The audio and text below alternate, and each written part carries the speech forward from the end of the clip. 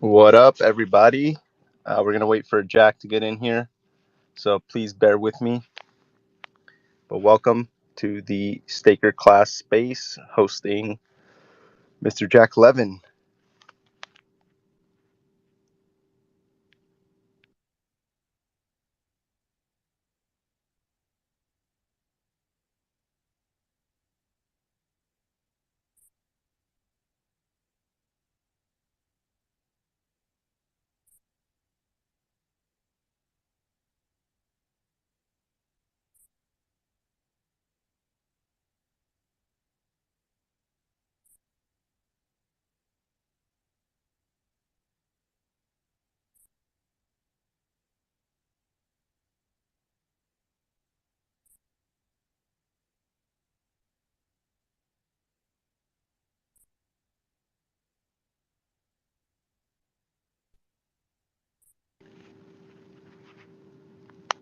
Hello, Jack. How you doing, man? Hey, good morning. How's it going? It's going good, man. How about yourself? I am very good. I'm very good. Um, the storm has passed and the sun is out. The waves are coming. There's about surfing competition to start in Hawaii because a lot of giant big waves are coming in. Oh, well, that sounds like fun, man. It's been raining out here as well, quite a bit. I heard and I actually saw a lot of. So my daughter goes to Cal Poly and the whole thing is flooded. It's so crazy. Yeah, we've never seen so much rain, I guess. And obviously, Tahoe is going to have an amazing snowboarding skiing season, so can't wait to get there. Yeah, man. I guess those are some positives from it. That's a good way to look at it. Yeah, it got a little flooded in Gilroy. Um, and a couple other areas, like I think in San Francisco. Um, but yeah, it's been quite a good amount of rain for us over here. Yeah. Um, The Lexington reservoirs where we're not far from there. Remember, we had that coffee at Pete's. So Lexington is just down the road, just a few miles. It's completely overflowing. I heard it's super full. So I think Gavin Newsom will have to cancel the drought. What do you think? yeah, that's what it sounds like, man. Definitely. California wanted some rain, and now it's got too much of it.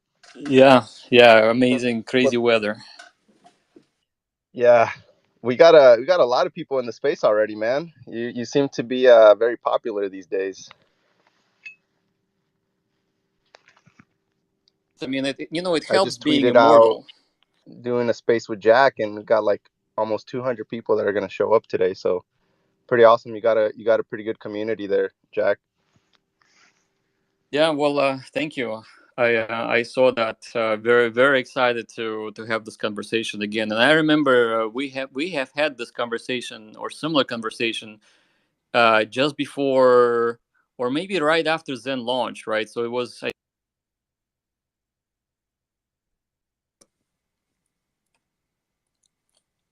I think your mic's breaking up there a little bit, Jack. But yeah, we had a conversation right before the launch of Zen. Uh, had some coffee and talked a little bit about. I was asking you what the best strategy was. You just told me to just mint along. That's what I did. Yeah. So have you been minting? What's your strategy? No, I just minted like 100 wallets a while back, like the first couple of days. I missed the first day because I was training. But then I came back and minted all my wallets. That's really just my strategy. Just leave them there. I haven't really done anything.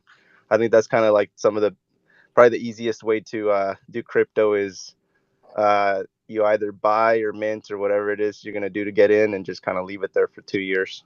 So Yeah, and I think a lot of people also say, which is I think the right advice, is that get into a project slowly, and then as you understand it more, you can always either DCA or DCA with your mints, so to speak.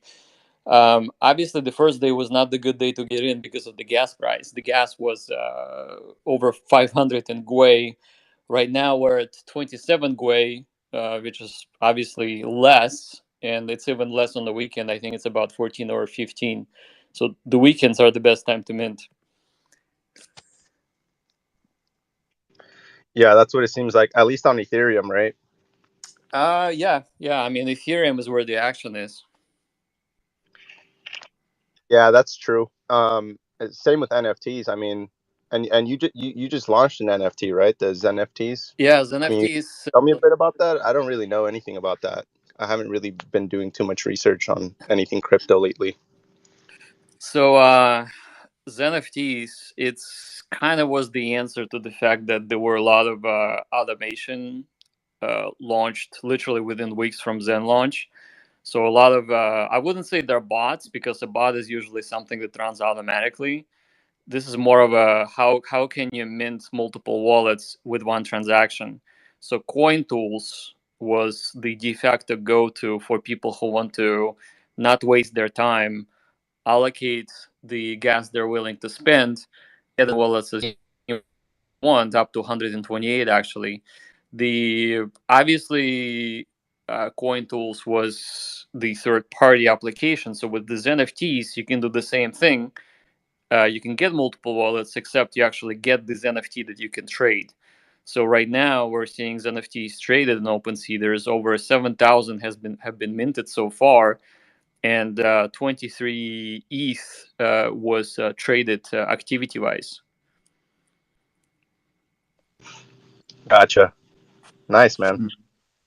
And we got a speaker up here, Billy. If you have a question, man, Yes. feel free to ask. Let me Yes. Hi, know. everyone. Hi, Mr. Jack. I Hi. have. I'm first of all, I'm so glad that I can talk to you because these days I'm really interested in Zen, which I love it, and I invested some and I meant it. And I'm from Iran. I have some suggestions if you would like to listen. Of course. Yeah. So Zen is a great community and has a big ecosystem trying to do many good things. Since I'm Iranian and nowadays we have a big protest in Iran and many celebrities in America are supporting people, especially women. And why doesn't Zen support us? I mean, if you do that, you get the world attention, especially Iranian. And we join the Zen community more than ever. Okay, well, this is something definitely I have to research and see what can be done, and understand what exactly is happening, and Right. to And many all of the artists good make, things. right. Yeah, go ahead. Many artists. Yeah, many artists in America, especially some celebrities, they made some art pictures like NFT to show the bravery of women in Iran, which they are fighting with brutal regime. And they made some NFT with that, which are so popular nowadays. And I was just trying to make this suggestion with Zen and talking to my friends, which I think it would be a great idea if you made some NFTs arts which shows the bravery of women, which they are fighting for democracy, for a peace, to bring something more beautiful to Middle East, and they are really fighting for liberty, women, life, freedom. This is a chant which they have been chanting for 3 months, and it's been world nation. And I wish Zen community would join this chanting woman life freedom, support the protests and support people in Iran. And I promise you, because we Iranian, we are doing with crypto more than before because we want to make money with dollar due to economy issue. If you do that, I promise you, you get attention in Iran and those trader more than ever because many of my friends are doing that. Okay, that's amazing. I think what we should do is we should connect outside of the Twitter Spaces, see what can be done. The Zen was designed to be worldwide um, cryptocurrency that Yes. everybody should be able to. So we would love to expand beyond Asia and beyond America. Asia and America and some Europe are now the top three. And if we can go into the Middle East and get a lot of users there too, and support them somehow, either with a statement or something special, I would definitely be up for it. Yes. Thank you so much for listening to my speech. And I want to be a real member of Zen. So would you please bring me in? I am really interested in this community. And these days I tag your name and retweet, like, follow. This is what I do because I am refugee living in Turkey. I am 24 hours free. I do nothing here. So since I have free time, I can really be a member of Zen and always just post, share things about Zen. And if you would like, I can be a part of this Zen community. Okay, great. Well, I just followed you, so just DM me, and I'll make sure that I pay attention to your messages. Yeah, thank you so much. Of course. Just real quick, anybody new to the space, you guys can always request the mic if you have any questions for myself or Jack. Right now, we don't really have too many speakers, but if you have any questions, anything you want to say to Jack, we got a couple Hexicans in here. I know there's a little drama between the Hexicans and Jack. And I think, Jack, you wanted to talk about Richard Hart's recent Hex conference statements. So if you wanted to kind of touch up on that now or later throughout the conversation, that would be pretty cool. We got one guy. Yeah, absolutely. Absolutely. So I've been in the blockchain technology scene for a while now, and a lot of friendly Hexicans, they requested my review of what he said about Pulse Chain. So I re-listened to the conversation, and I had some feedback that I provided to people on Telegram, but I can obviously provide it here as well. Awesome. We have actually two requests here. So we'll start with, I can't really pronounce this, Malu Saka. If you have a question for Jack, go ahead, man. And then we got Walrus. Okay, welcome, Walrus. Thank you very much. Hi, Jack. Hi. Yeah. So first things first. I'm UK based and I'm a big fan. Been watching you on a couple of I don't know whether to call them podcasts, but obsessively. And so I've had quite an education in crypto. And having a legal background, I've actually been quite hesitant to get into crypto, but you've kind of pushed me to get into it. And so thank you for doing things the way you've done them. You've just made it easier for those of us who are more skeptical to get involved. The second thing is, I think I have two questions. One is, I kind of went on a binge, and I have gone to town on batch minting quite a bit. And being a newbie, I don't know whether because initially I wasn't wise on avoiding gas until you had that video where you suggested that it's best to do it on a weekend. And so I'm just asking, after the 400 and something days, are we likely to be paying very high amounts of gas when claiming? Are they going to be equal or significantly lesser than what we've paid to mint? That's the first question. The second question is, I'm actually ignorant about this issue. Sorry. Hold the second question so that I can address the first one, because sometimes there isn't enough time to answer all of them. But I wanted to quick, and then we can go into the second one. So the question was, what happens in 400 days? So we actually, the only thing that's predictable is that we know that the mint, the actual mint of Zen, is about 30 to 40% of the gas you have spent to initiate the C rank claim.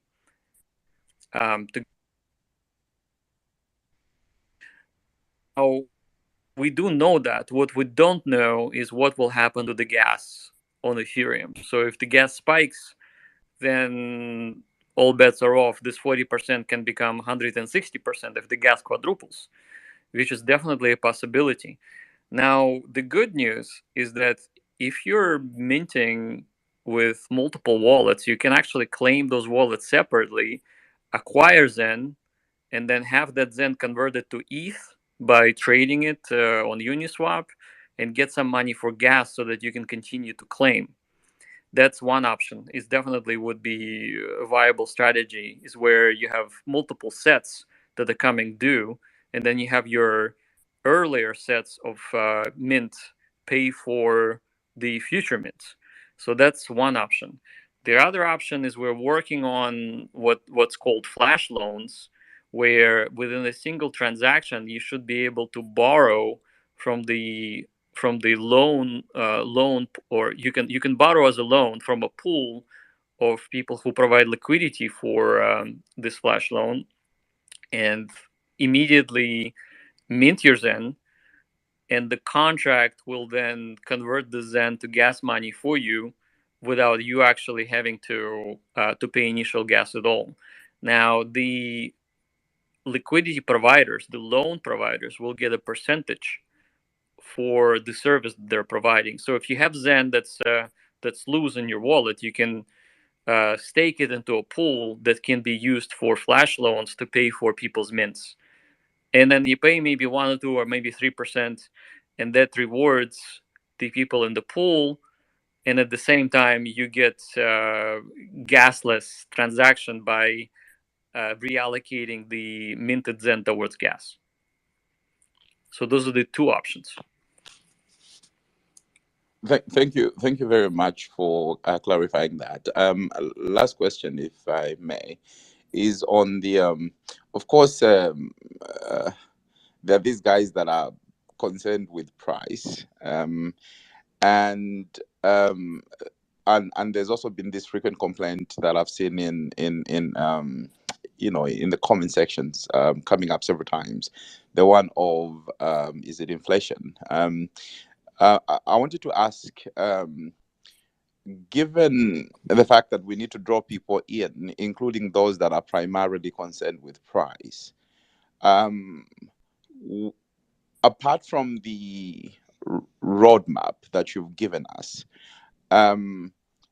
what other contingencies do you have in place to address that particular issue? So, for example, let's say there was this issue you addressed concerning the Ethereum, I think an upgrade. I don't know what technical term you used, where there was potential that it could affect or may not affect Zen.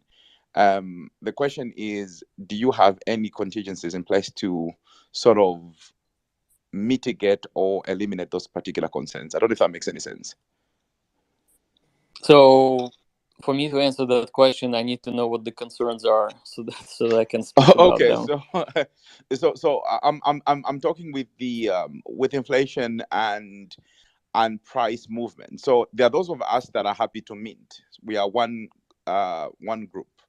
Then there are those that are not very interested in minting. They're only concerned with price movement. And I suspect you would want to draw in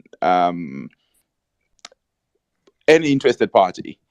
Are there contingencies in place to address the concerns of those that are primarily concerned with price? I think that's maybe a simpler way to put it.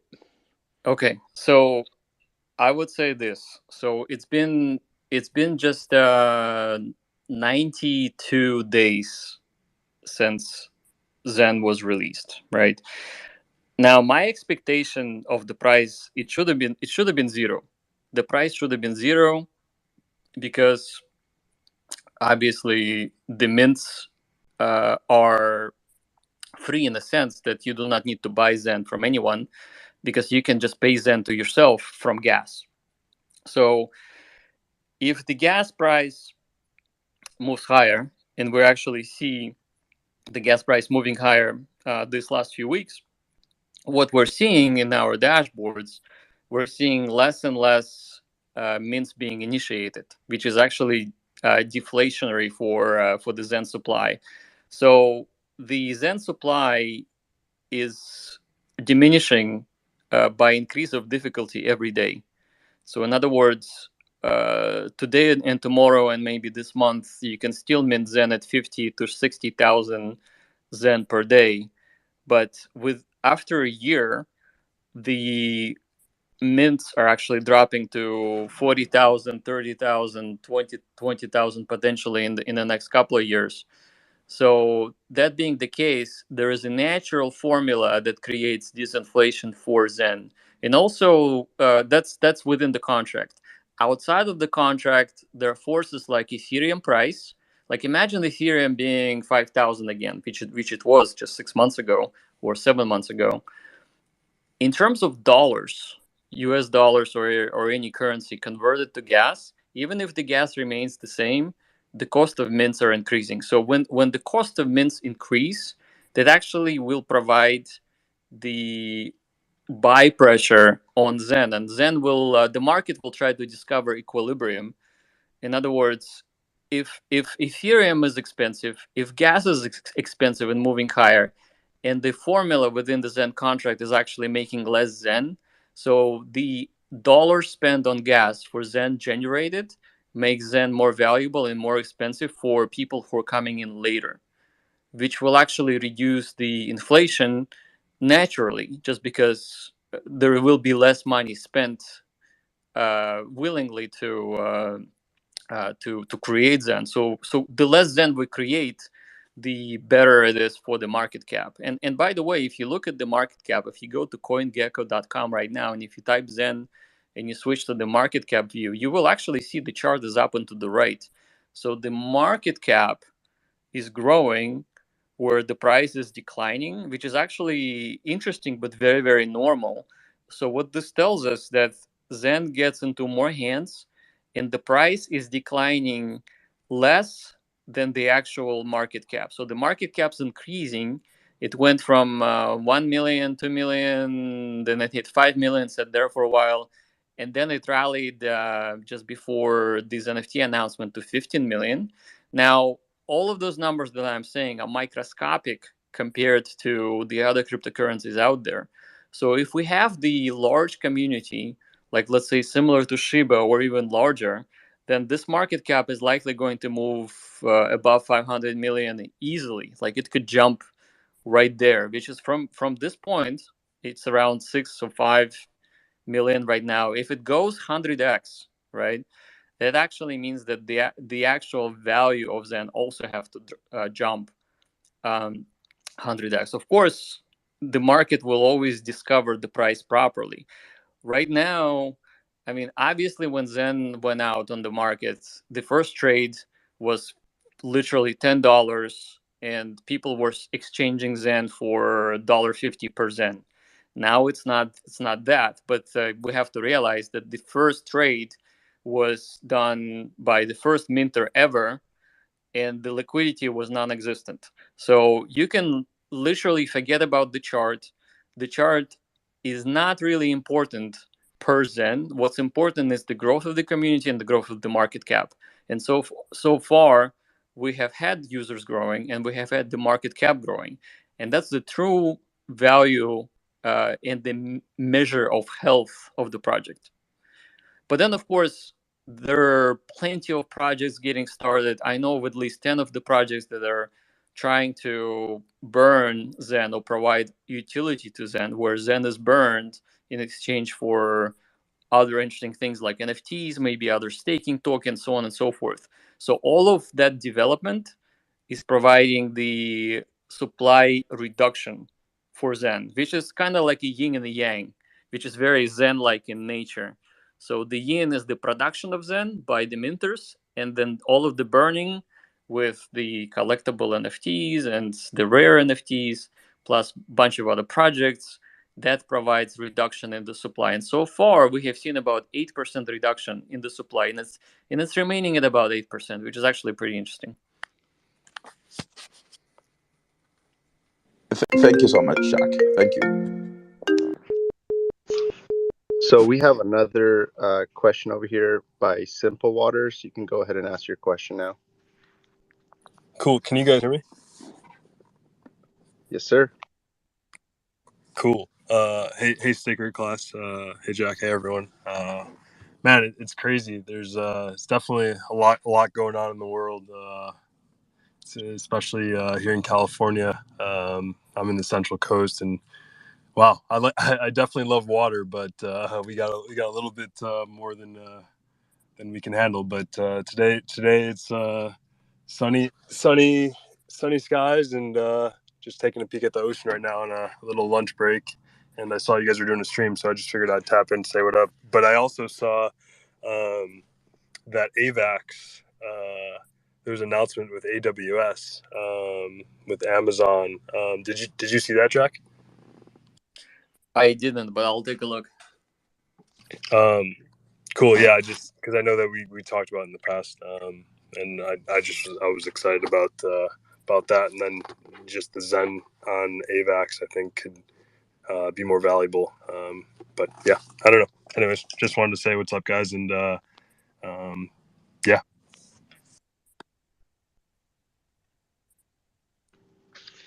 Yeah, nice to meet you, man. A lot of people from California in here, I guess. But yeah, it's not raining as much where I'm at right now, so it's kind of nice, just chilling in the car.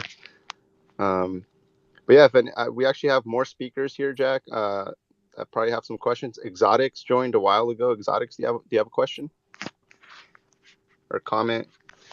Feel free to chime in, man. I have a non even crypto related question. I wanted to see if maybe hey Jack, if you had any insight on Chat GPT and OpenAI, because I think I've been using it a little bit, and I think it's very interesting. So maybe you've seen it, maybe you haven't, but wanted to know if you had any thoughts on that. Yeah. So ChatGPT, I'm glad you brought it up. So just yesterday, I think this thing is amazing because yesterday what I have done, I was doing research in Bitcoin proof of work algorithms, and I went to the ChatGPT and I asked ChatGPT to write me a simple miner using Python, and immediately within seconds I had a Python script that is actually simulation of Bitcoin mining, which is incredible that it works out of the box. So it's a great learning tool. I was able to not only have ChatGPT produce Python code, but also Solidity code that did a lot of things with hashing, because I'm studying hashing. I'm studying elliptical curves in when it comes to security and encryption, and it was very interesting to see how quickly my brain literally got upgraded with the AI, and I'm able to tap into this vast knowledge of trained models that actually produce code for me. So super excited about ChatGPT being available for everybody. I think it makes everybody smarter because, you know, once you have the program that works, you can now tweak it and introduce your own changes, and you can just become a better developer this way. Yeah, that sounds super badass, dude. I gotta check that out. My Yeah. brother was telling me about it too. He was like, "Oh yeah, this thing will write any code you want." I'm like, "Wow, it's kind of cool." It's pretty cool. Yeah, Iceman, you got a question, man? Feel free to chime in. Oh, hey, what's up, guys? Hey, Jack, how you doing? Hey. I just tuned in a couple of minutes ago. My volume was kind of low, but I thought I heard something about being able to utilize flash loans to mitigate gas costs, and I was just wondering what that was in relation to. I didn't hear all of that. Yeah. So the flash loans is going to be DeFi protocol where if you hold Zen, you will be able to stake Zen for yield to provide flash loans for people who have the future mints coming due. So somebody who has a future mint coming due and they do not want to spend their money, they can tap into a flash loan DeFi protocol, borrow against it, with some interest in a single transaction mint Zen for yourself, and then have that pool be repaid from the Zen you're minting. To do it all in 12 seconds or single block, which is pretty interesting. Oh, well, yeah, that is intriguing. Thanks, Jack. Yeah. That actually sounds pretty cool, Jack. Is that something that's already working? It's not something that's already working, but we know of projects like that. We have obviously access to the open source code, and that's what's so amazing about open source, is that you can take the ideas that have been validated and work, and you can implement it like a Lego block onto the ecosystem. So we're trying to build in the ecosystem on top of Zen, where Zen is really Legos, and those Legos are given to everybody to play with, and so that they can build and also get financial benefit from all the building too. So very excited about building out Zen ecosystem. I think your mic's a little bit choppy there, but I think it's a little better now. That was Jack's mic, by the way. Let me switch my Wi-Fi real quick. Maybe it will get better. Awesome. Appreciate it. Yeah, I've got a okay, Wi-Fi switched. Working. Perfect. Loud and clear. Iceman, you had a comment? Feel free. No, I was just intrigued by that because I've got a guy working for me right now, and he's working on something similar for another protocol where you can swap using flash loans. So I thought that was intriguing. Yeah, I think the benefit for flash loan providers will be the yield. So if you're providing funds with Zen for flash loans, you will be getting extra yield based on the activity of the mints coming due, which of course we have a lot of those coming due, obviously every week, but also after 100 days, which are coming soon. We'll have a lot of people trying to mint Zen, and so in the future you will be able to have gasless transaction where you just execute your mint through this protocol, which will compensate the loan providers.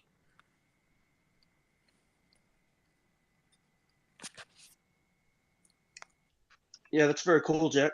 Very cool. Thanks, Iceman.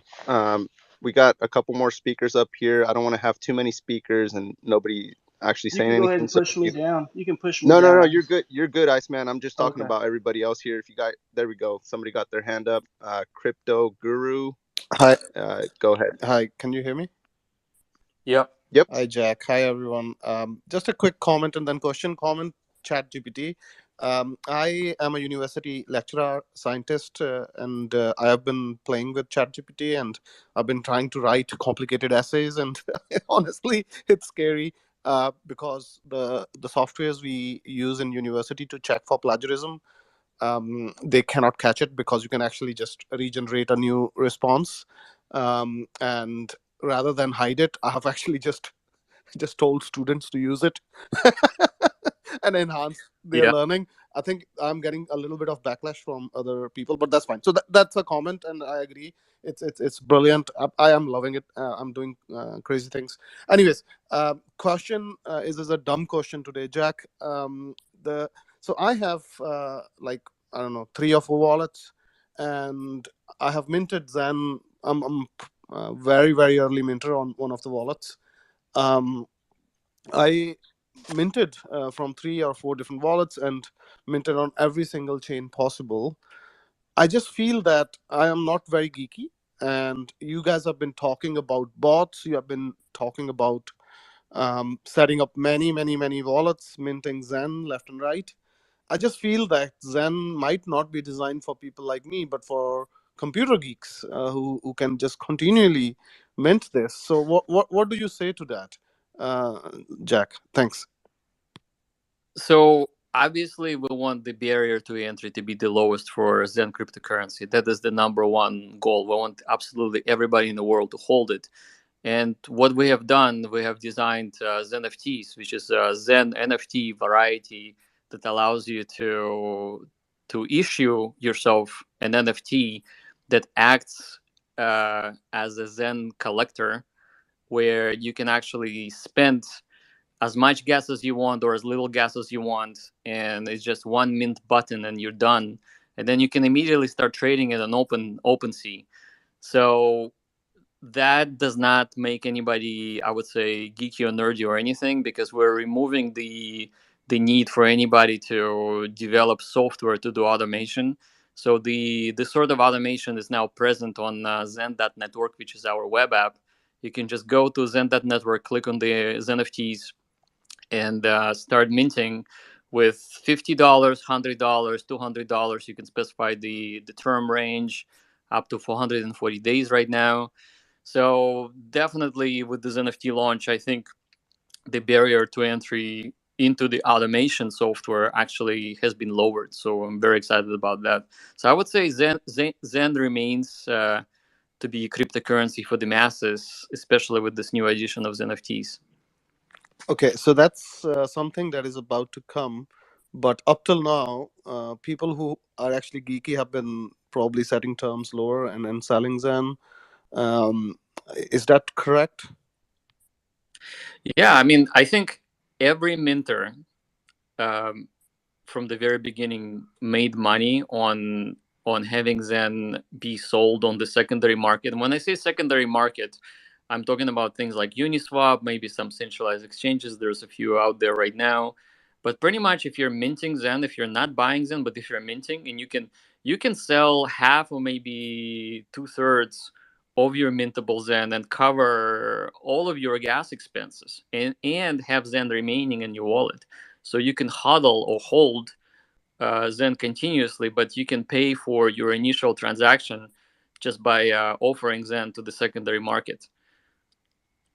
Yeah, no, I can't, because I've put maximum on every single mint, on every single chain. So Well, it doesn't mean that you can't experiment. If you go to zenturbo.io, you can actually look at this thing called Mint Monitor, and you can see how many days you need to specify to be in the profit.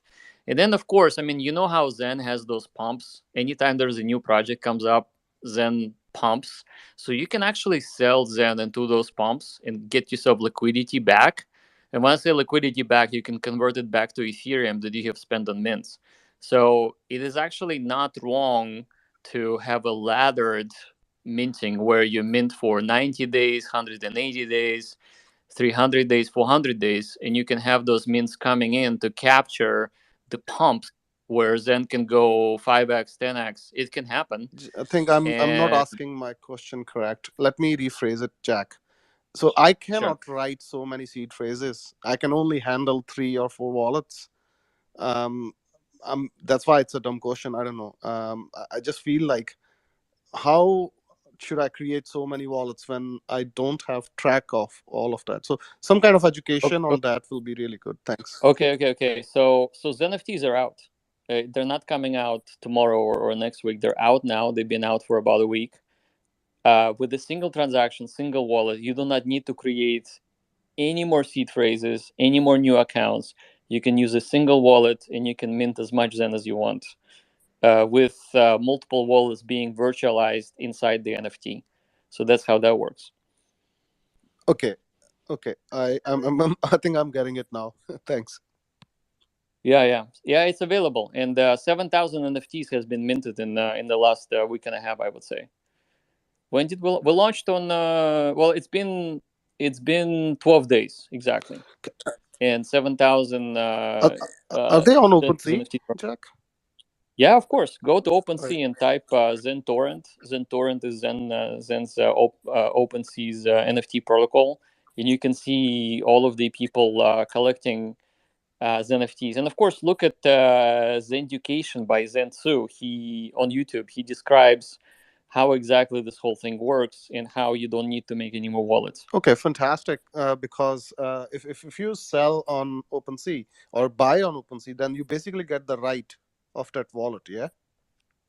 That's exactly right. And the really interesting thing about this is that I have just recently purchased somebody else's NFT on OpenSea just to see how it works, and that person has created this XENFT at launch, and so the 12 days has passed. So I have purchased his 12 days plus all of the rights to the future mint, which is very interesting. And you can do it right now if you want. You will overpay about 30%, maybe 40%, because what people are doing, they're making XENFTs for about let's say $100, but they're selling them for $150. Well, I see arbitrage opportunity again. So it's just, Yeah. my head becomes crazy with this, because it becomes like you just mint, sell, mint, sell, mint, sell, keep on going.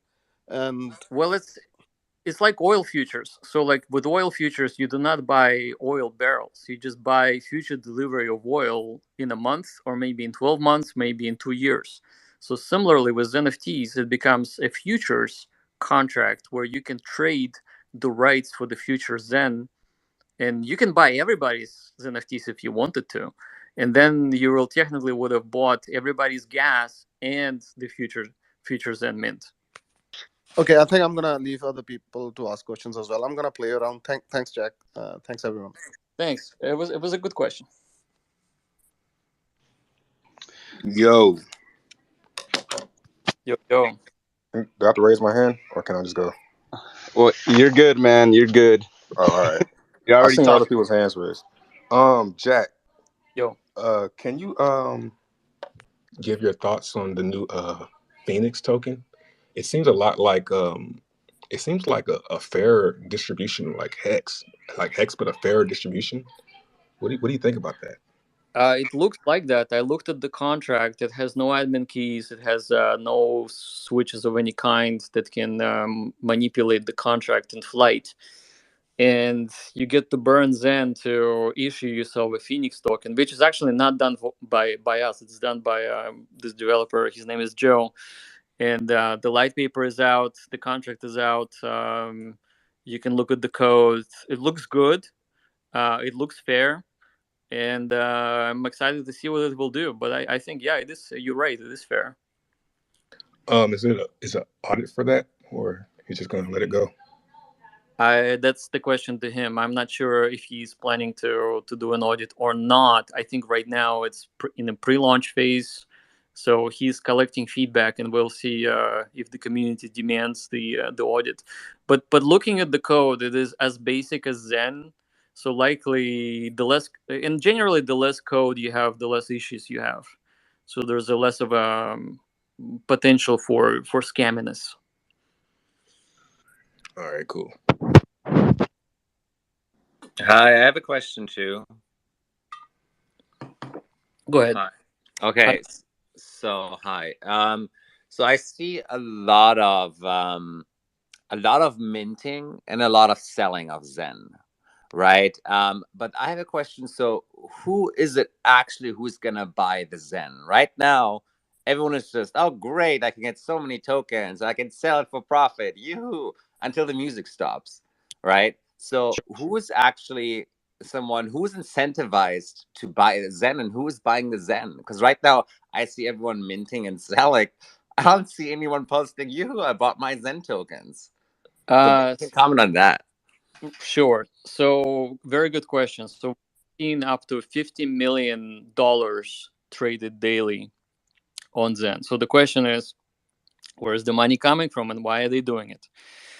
So generally, the volume jumps when Zen rallies, which it had so far about 3 rallies, and people can make money on those rallies. Like I have seen a person investing $20,000 at 5 zeros and 2 and then selling it at 5 zeros and 6. That person turned profit from 20,000 to 60,000 in just a day. So those possibilities exist.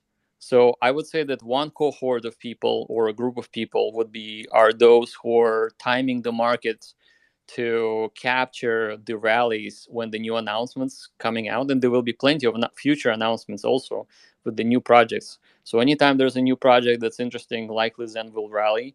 So that group of people are benefiting from purchasing Zen really, really, really low and then selling it into a rally.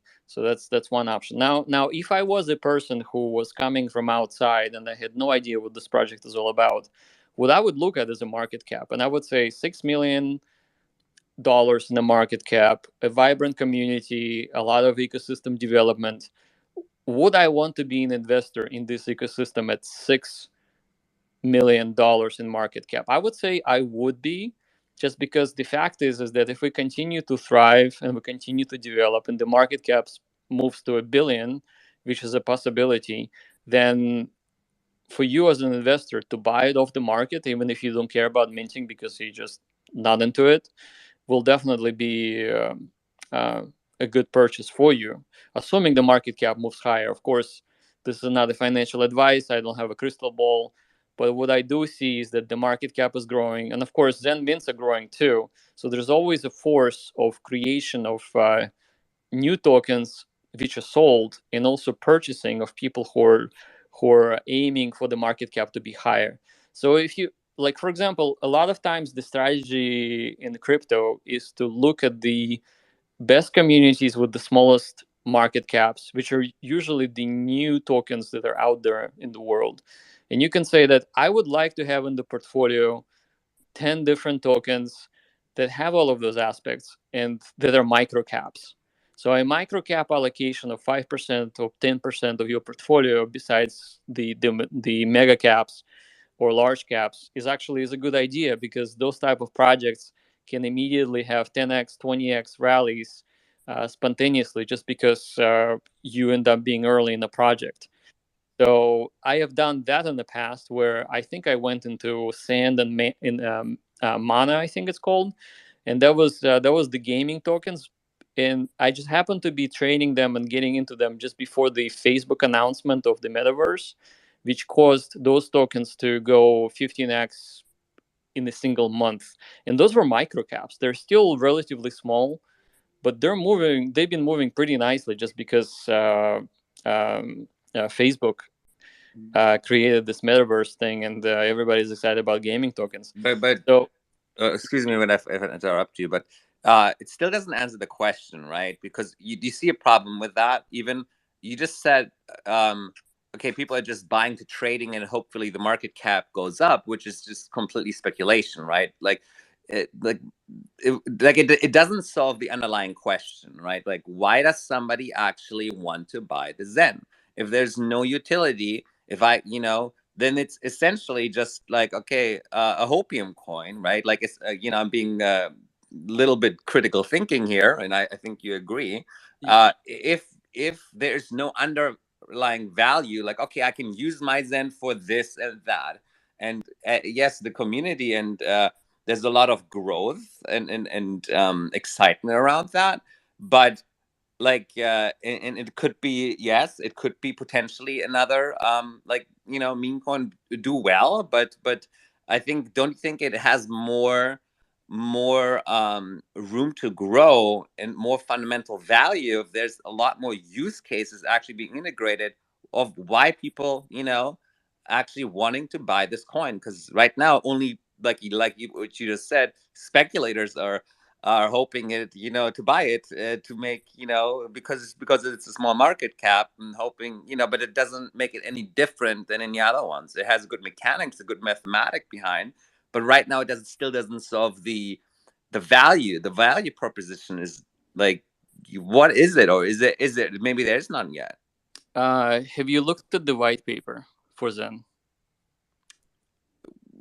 Well, I've seen the economy, like that's what it's supposed to be, but right now there's no use case really, right? So there is a section in the white paper that actually addresses most of those questions in a kind of like a FAQ format.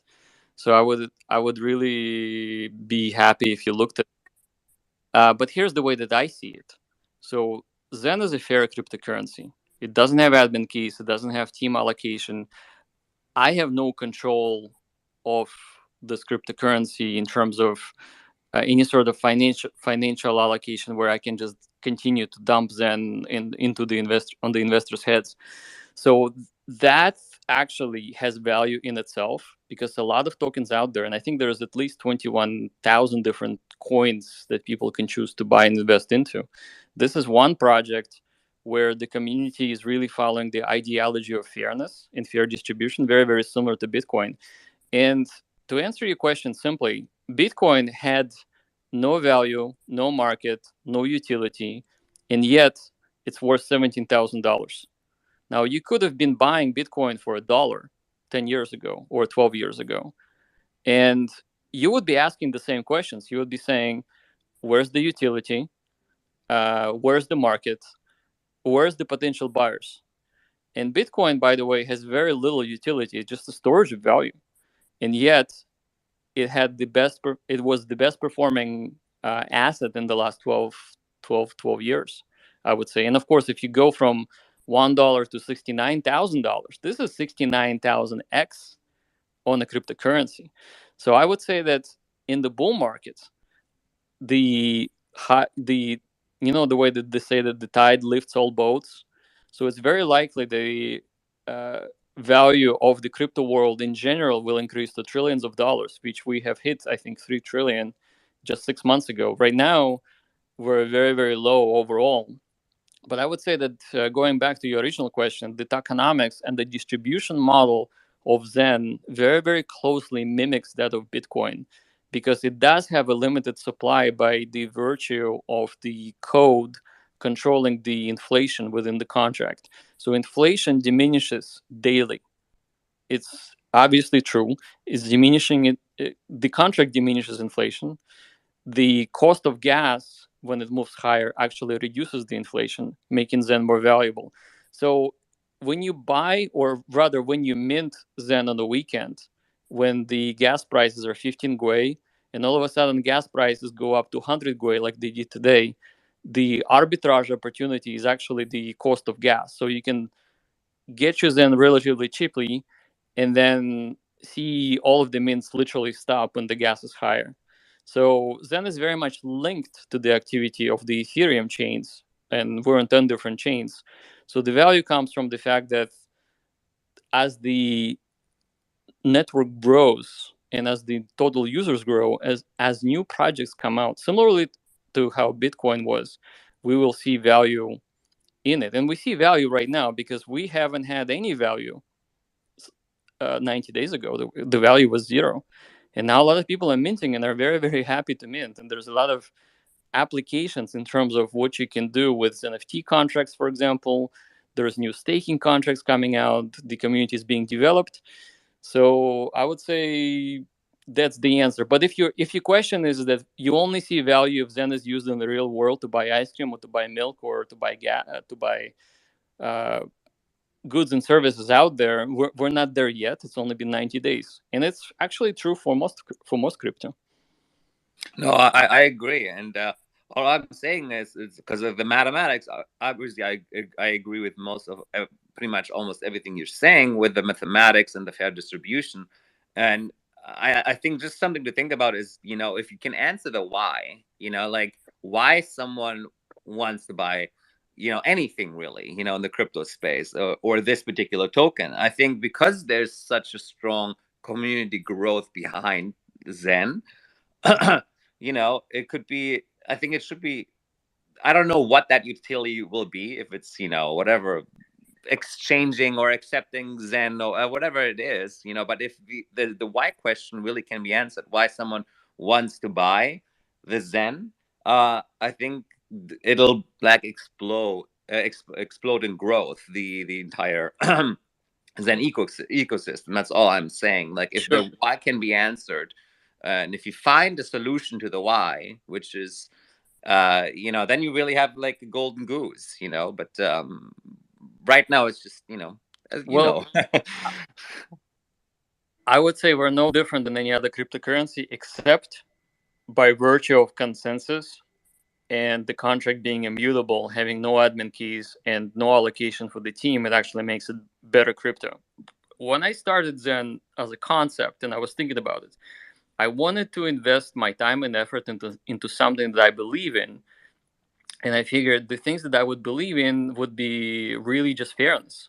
fairness where there is really no chance for somebody else would be gaming the system and reducing your potential gains. And so we're all in the same boat.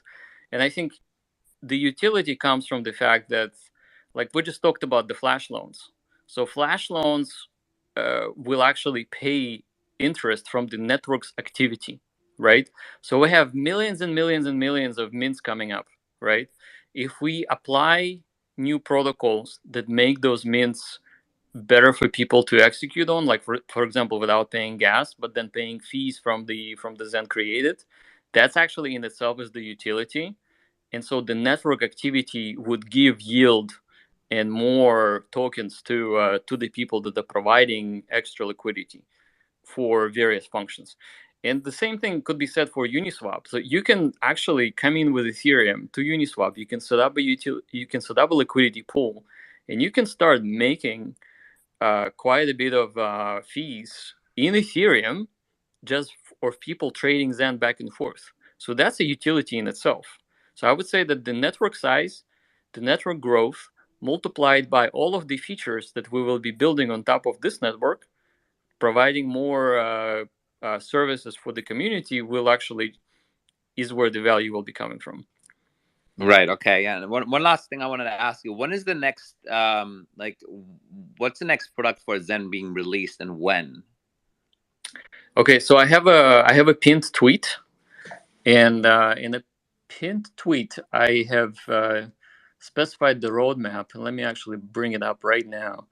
So the roadmap looks like we will be releasing a staking NFT, where when you stake Zen, you actually will get a tradable NFT that will allow you to trade your stakes on OpenSea.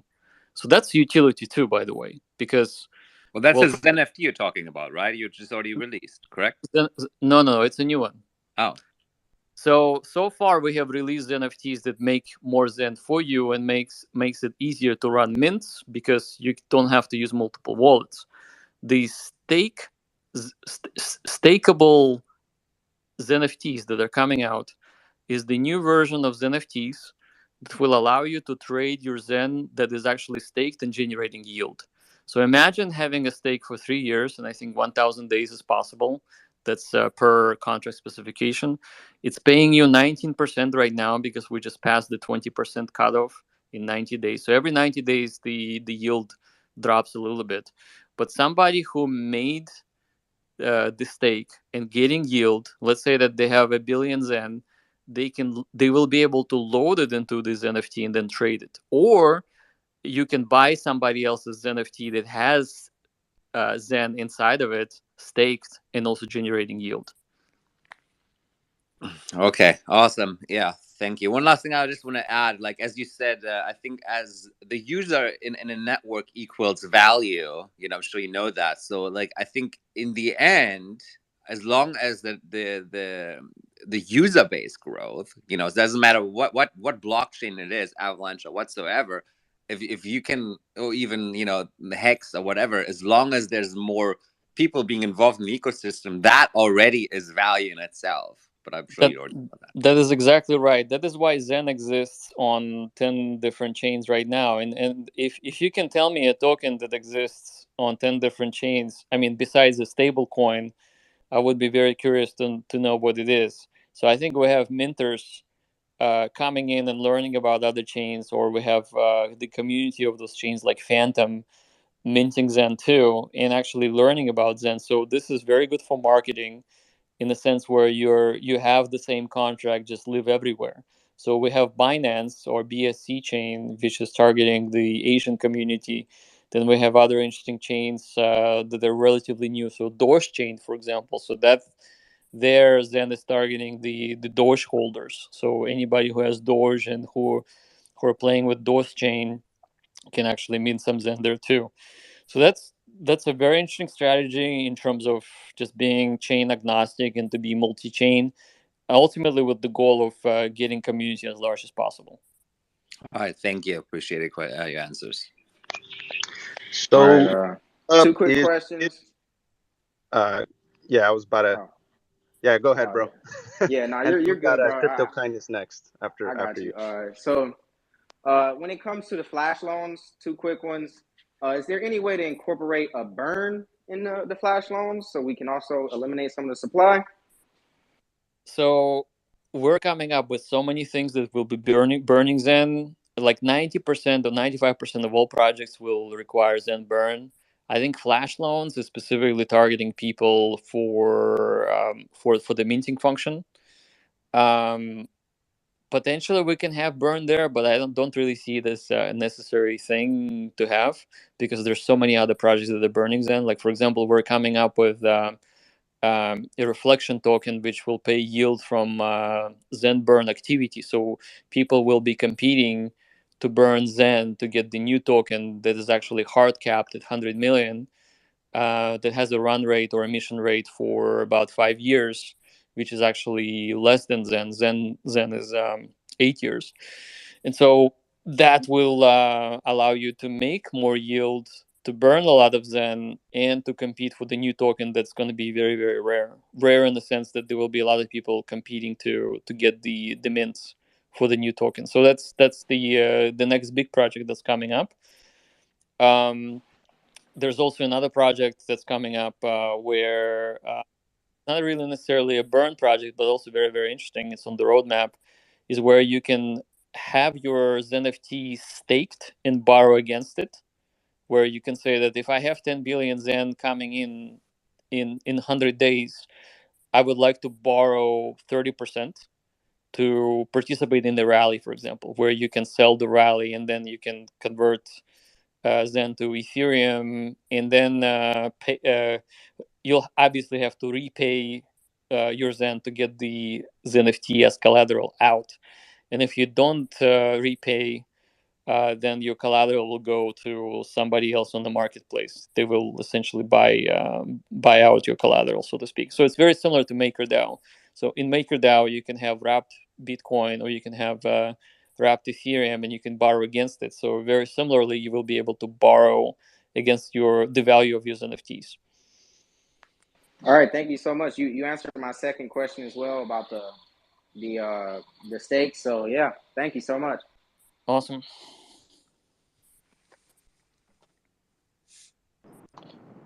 All right, can y'all hear me okay? I'm driving here. Yes, sir. All right, what's up, Jack? Good to be What's back, up? man. Always fun to talk to you. Thanks for putting on this spaces as well, StakerClass. Always a pleasure to be in the same room with you.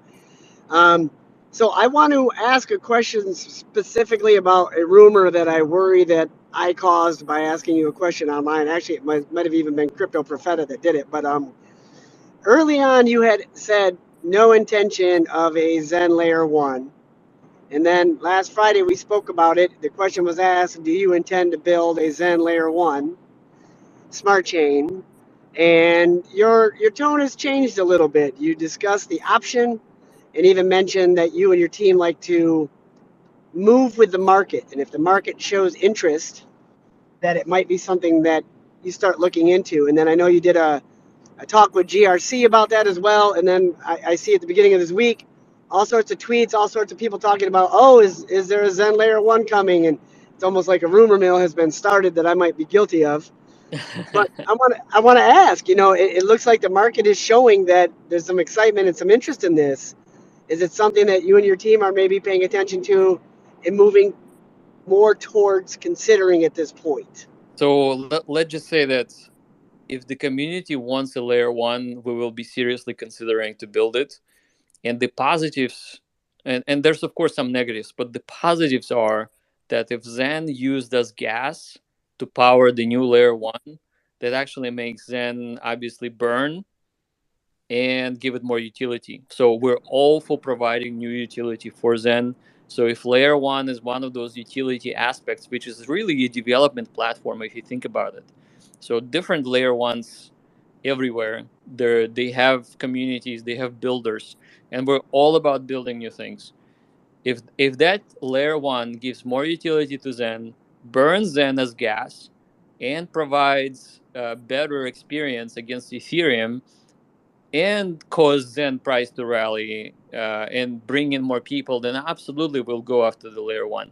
Right now, our roadmap is full, but we're paying very close attention to smart people out there who are giving us suggestions in terms of what to do this year or next year. So I wouldn't say that the layer one is on the roadmap, but there's more and more and more requests for it. And the way to think about it is, again, providing the utility for the community that we're building. And of course, giving the builders the absolute best environment to build in. So that would be my answer today. So what do you need to see? Like, what would you want to see from the community? Everybody on this stream going out and tweeting, yeah, we heard Jack's going to build a layer one just to substantiate the rumor. I mean, because we got to be careful in spreading false rumors, false hope, versus also kind of spawning the market to show you what it is you need to see, which is interest. So, what do we need to do? Do I need to team up with GRC and Trevon and talk about it, or come up with a plan that how it adds utility to Zen? What would you like to see? I would like to see ideas that actually address utility of Zen, absolutely. And I think layer one is pretty obvious. If Zen is used for gas, then it's burned. And if it's burned, there's less supply. If there's less supply, there's more value. And of course, the other positive is bringing in more developers. So I would say that if there's all of the developers out there are saying, hey, we want to build on Zen ecosystem, we want to have our own play, kind of like sandbox, which is a layer one that will be using Zen for gas, then absolutely we will deploy it. It's not very hard to do. Unlike the popular opinion, software isn't really that hard, especially with so many options. For example, you don't have to fork anything with layer ones. You can just download Polygon Edge, the same way Chain did it. All they did is they said, okay, we're going to download Polygon Edge, which is the solution to create a layer one, and then they build a bridge that converts Doge to DC, which is their native gas token. We can follow the same roadmap. And right now I'm paying very, very close attention to see how they're doing, what they're doing right, what they're doing wrong, so that I can learn and so that we don't make those mistakes in the future. But yeah, I mean, if there is plenty of developers with plenty of interesting projects that want their own layer one, that will probably go ahead and create one. And again, it's not hard to do. I love it. Good luck. Thank you. Happy to talk about it. Absolutely. I would like to ask a question. Go ahead. Okay. So lately, I've been just looking up Ethereum proof of stake very heavily and figuring out all whatever there is to figure out, I guess. And is there any way that this would not be a fork of Ethereum proof of stake in your eyes? Is there any possibility that potentially forking an Ethereum proof of work, which is much simpler and already battle tested, would be potentially a potential to talk about? It is definitely a potential. And again, it's so great that those projects exist, because we can learn from those projects and do the right thing. So one option is obviously proof of work. I don't particularly like proof of work because it requires people to run specialized equipment. I do like proof of stake a lot more. I think it's more dynamic in a way that anybody can, anyone who holds Zen can become a delegator. A delegator gets yield from the gas use. So I think probably the best route is to go and set up the layer one not being a fork of any kind, but have a bridge, a smart bridge built where, for example, Zen is burned on Ethereum and then immediately converted to the token, native token on the new chain, which has nothing to do with proof of work of any kind. It's just going to be a fresh chain that can allow the conversion and burn from all of the chains out there, not just Ethereum. We can build smart contracts on every chain that burns Zen and convert it to the native token that will be used for gas on the new chain. So that's probably is the easiest way to do it rather than inherit all of the issues that were part of Ethereum 3 months ago. Now, my next question is, do you believe that the centralization of Ethereum, I know this isn't directly about Zen, but do you think the centralization of Ethereum due to the new consensus mechanism, well, not due to it, but just the way it is, I guess, is a problem? I don't think it's a problem. And to be perfectly honest, I would say that every chain out there is somewhat centralized. Like, for example, Binance BSC chain is centralized because they run they're not even running proof of work, but they have the most BNB. They have the voting power, and they run all the nodes, so they can change anything they like anytime they want. That is unfortunately or fortunately is the law of the land, and you can't make a blockchain that actually runs Ethereum to be completely decentralized, which is not the same thing as Bitcoin blockchain. So Bitcoin blockchain has no smart contracts really, right? Now, with the proliferation of smart contracts on EVM or Ethereum virtual machine, you actually have to have some sort of control so that if things go bad, you can actually fix them. And that's important for an ecosystem to be thriving and have kind of like a safety net, so to speak, by the organizers of the layer one. Now with Ethereum, obviously it is, I would say, very decentralized from the perspective that Ethereum runs at least 5,000 nodes from what I have seen before, maybe even more than that right now. But anytime Vitalik wants to make changes or their team wants to make changes, that is in effect a group of people that can guide the development and make the blockchain better. So I don't see it as a problem. It is not the same thing as somebody minting a lot of tokens and then holding 90% and then selling those tokens anytime they want, or losing their keys to their wallet. But you're still deciding to kind of trust Vitalik in the roadmap to a degree. Not you, but in general. In general, yes. And my calculus on that is very simple. Most of the stable coins like USDT, USDC, and DAI exist on Ethereum, and they represent billions of dollars in collateral that live on Ethereum. So it is pretty much impossible for them to do bad things that are self-serving, just because there's so much money in the chain just done by different projects out there. So yeah, I would say that it's not that I'm choosing to trust them. We almost have like no choice. But also they are responsible for stability of the ecosystem, because if Ethereum goes away, what happens to all of the other chains? All of the other chains will. So Ethereum. And that's exactly what I'm worried about. You know, that's what when you think down the brainstorm, you really think, okay, Gwei is so high, Ethereum dominates everything. It's now centralized to 9 nodes, 86% of it, and it's kind of just more of the same. And that was what I was thinking was, if because I don't necessarily think the technology's.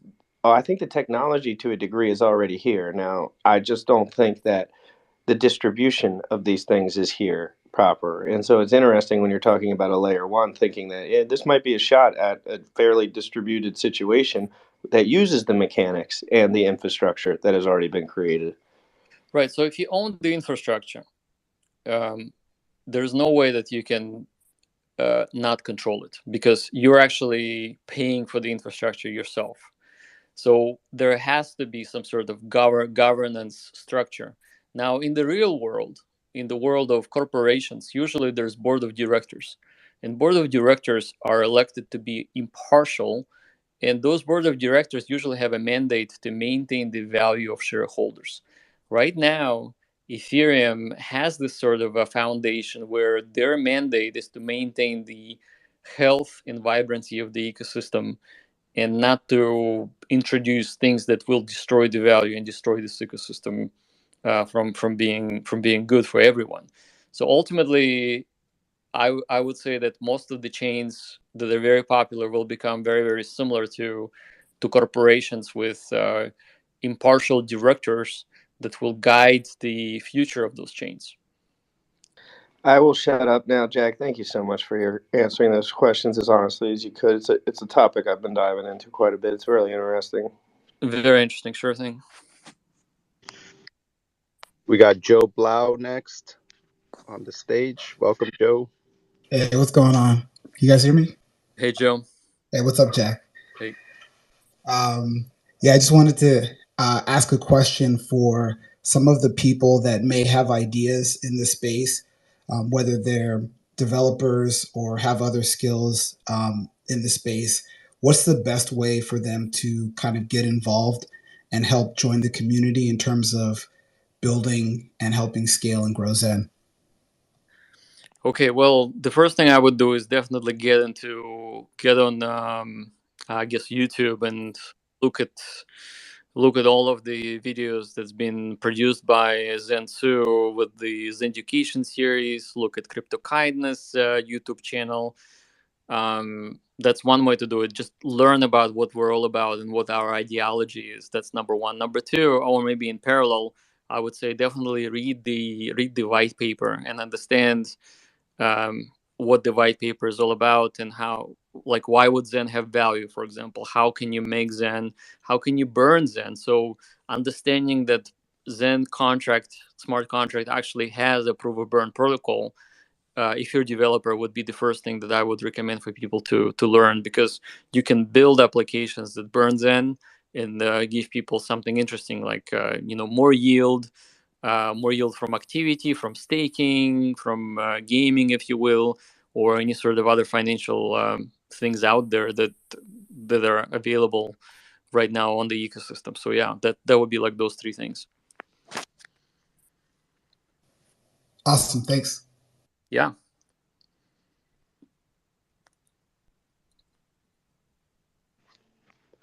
Do we have anybody else who wants to ask Jack something? Hi, hello, Jack. Feel free. Yeah, I'm here. Okay, Michael, welcome. No, hello, Jack. It's an artist here. So my question here is against Zen layer one. So from my opinion, it should be a must option, because you have a vision before. You said, okay, we expect Zen to be a payment system, so everybody can around the world can using Zen as a payment to purchase good or something. But right now, if we just based on different chains, for example, Zen, Ethereum, so we cannot purchase things online. If I just want to spend $1 thing to purchase a good, but I have to pay 20 or 30 gas fee on Ethereum. That's not acceptable. So I think layer one is must to do, because for example, the Dogecoin, why Elon Musk to promote Dogecoin? Because Dogecoin, the gas fee is very cheap, so everybody can use it, can pay Dogecoin to purchase goods from Tesla or somewhere else.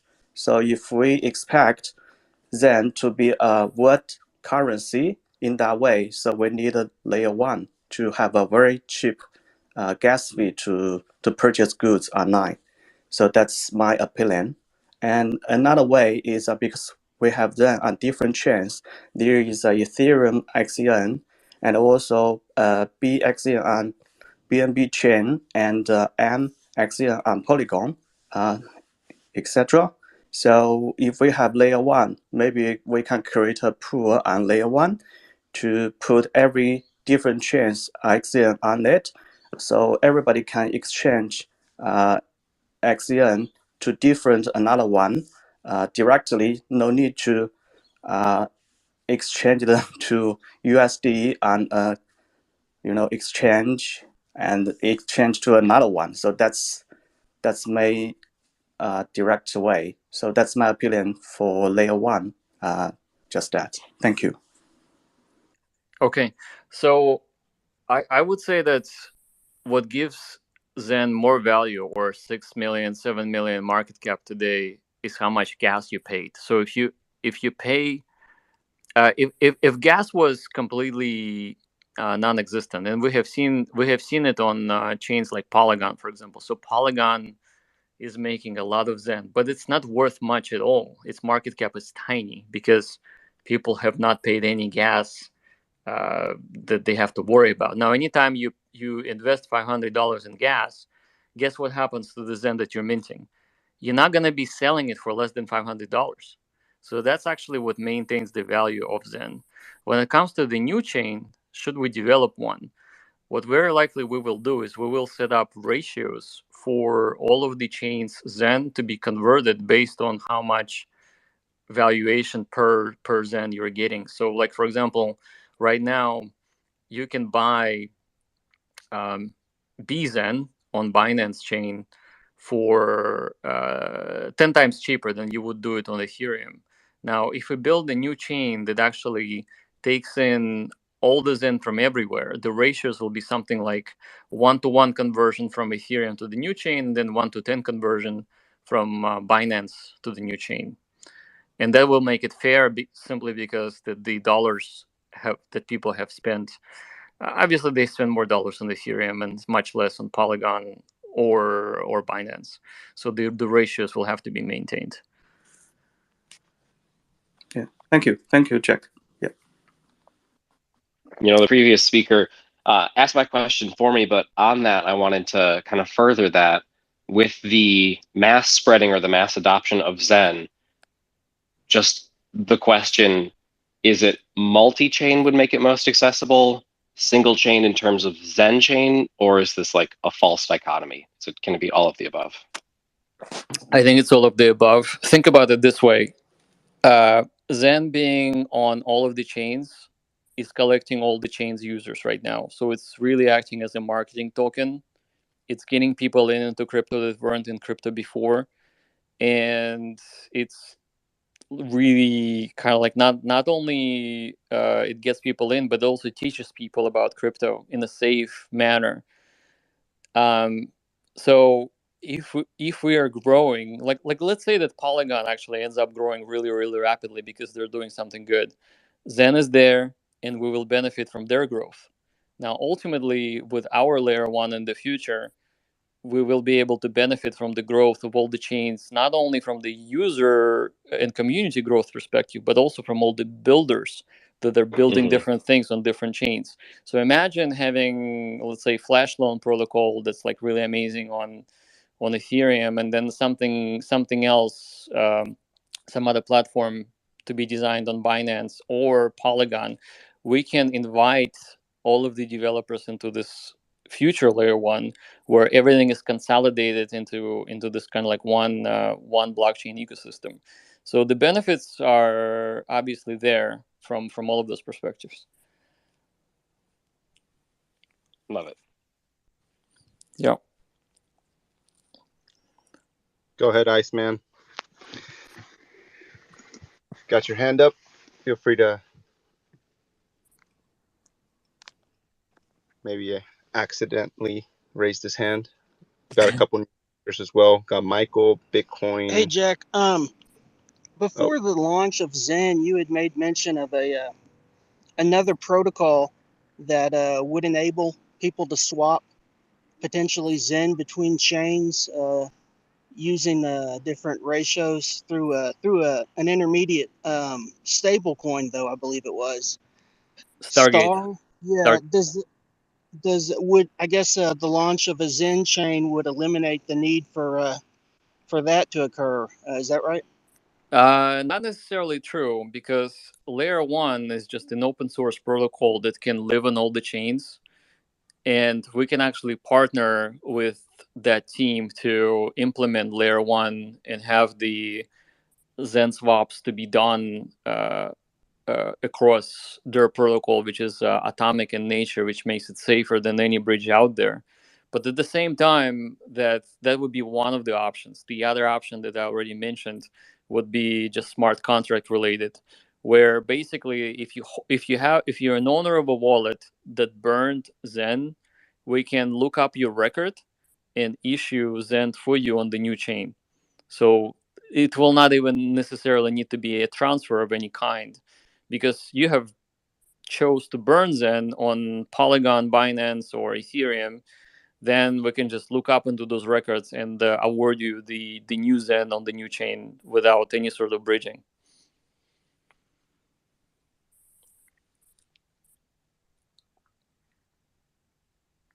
Does that make sense? Yeah, thanks, Jack. Appreciate it.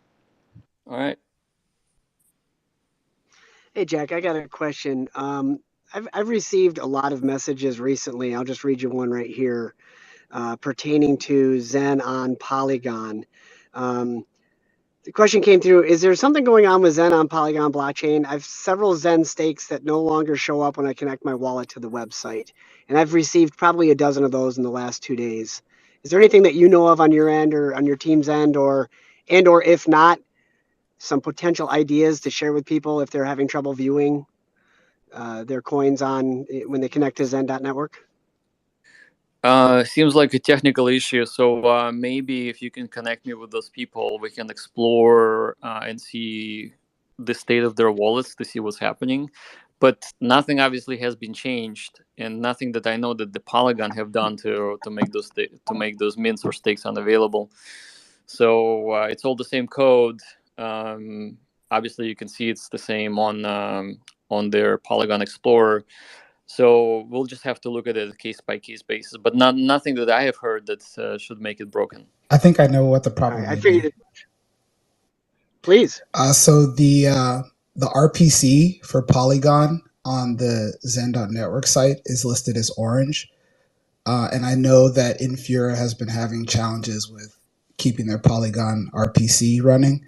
So that may be why they're not seeing anything. That could be the case. In which case, what would a person do to change that? That's something that the Zen.network internal thing would have to update. If they want, they can go to zen.fyi. I use Alchemy for my RPC, so it's just a different service. It's just a way to kind of have different failure modes, so they could try that if they wanted. But until the RPC gets updated or until Infura fixes their server, it's going to be, you probably won't be able to end your mint or see anything if it's intermittent. Okay. Message to our dev team to take a look at it and see if we can swap the endpoint to make sure it works if it doesn't work. Thank you, gentlemen. Hey, Jack. This is Benito. Hey. I love How's it your going? video, by the way. Oh, thank you. Don't you the best YouTube channel ever created? Is of that course. It's the greatest one that's ever existed ever in the entire world. Exactly. That's why I love it. So a question, Flash loans, when it eventually comes out, it will allow you to do 2 transactions at the same time. Like, for example, it'll allow you to redeem your XENFTs and then use the Zen from that XENFT to pay the Ethereum gas fees. Right. Okay. Are you worried that, like, maybe when you let's say I do a very small XENFT, like a Ruby XENFT, are you worried that the value that I get from the Zen that's released from that XENFT is not enough to pay the gas fees? Because I know during the bull market, the gas fees are going to be crazy, like maybe $100 just to redeem it. Is there a way to handle this, or?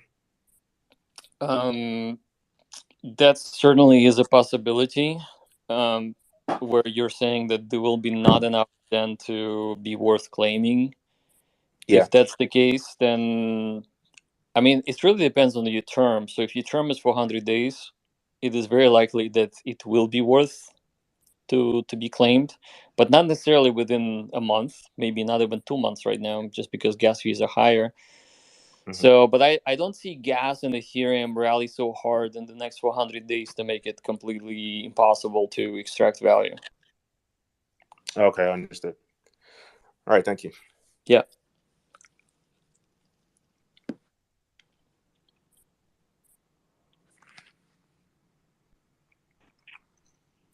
All righty.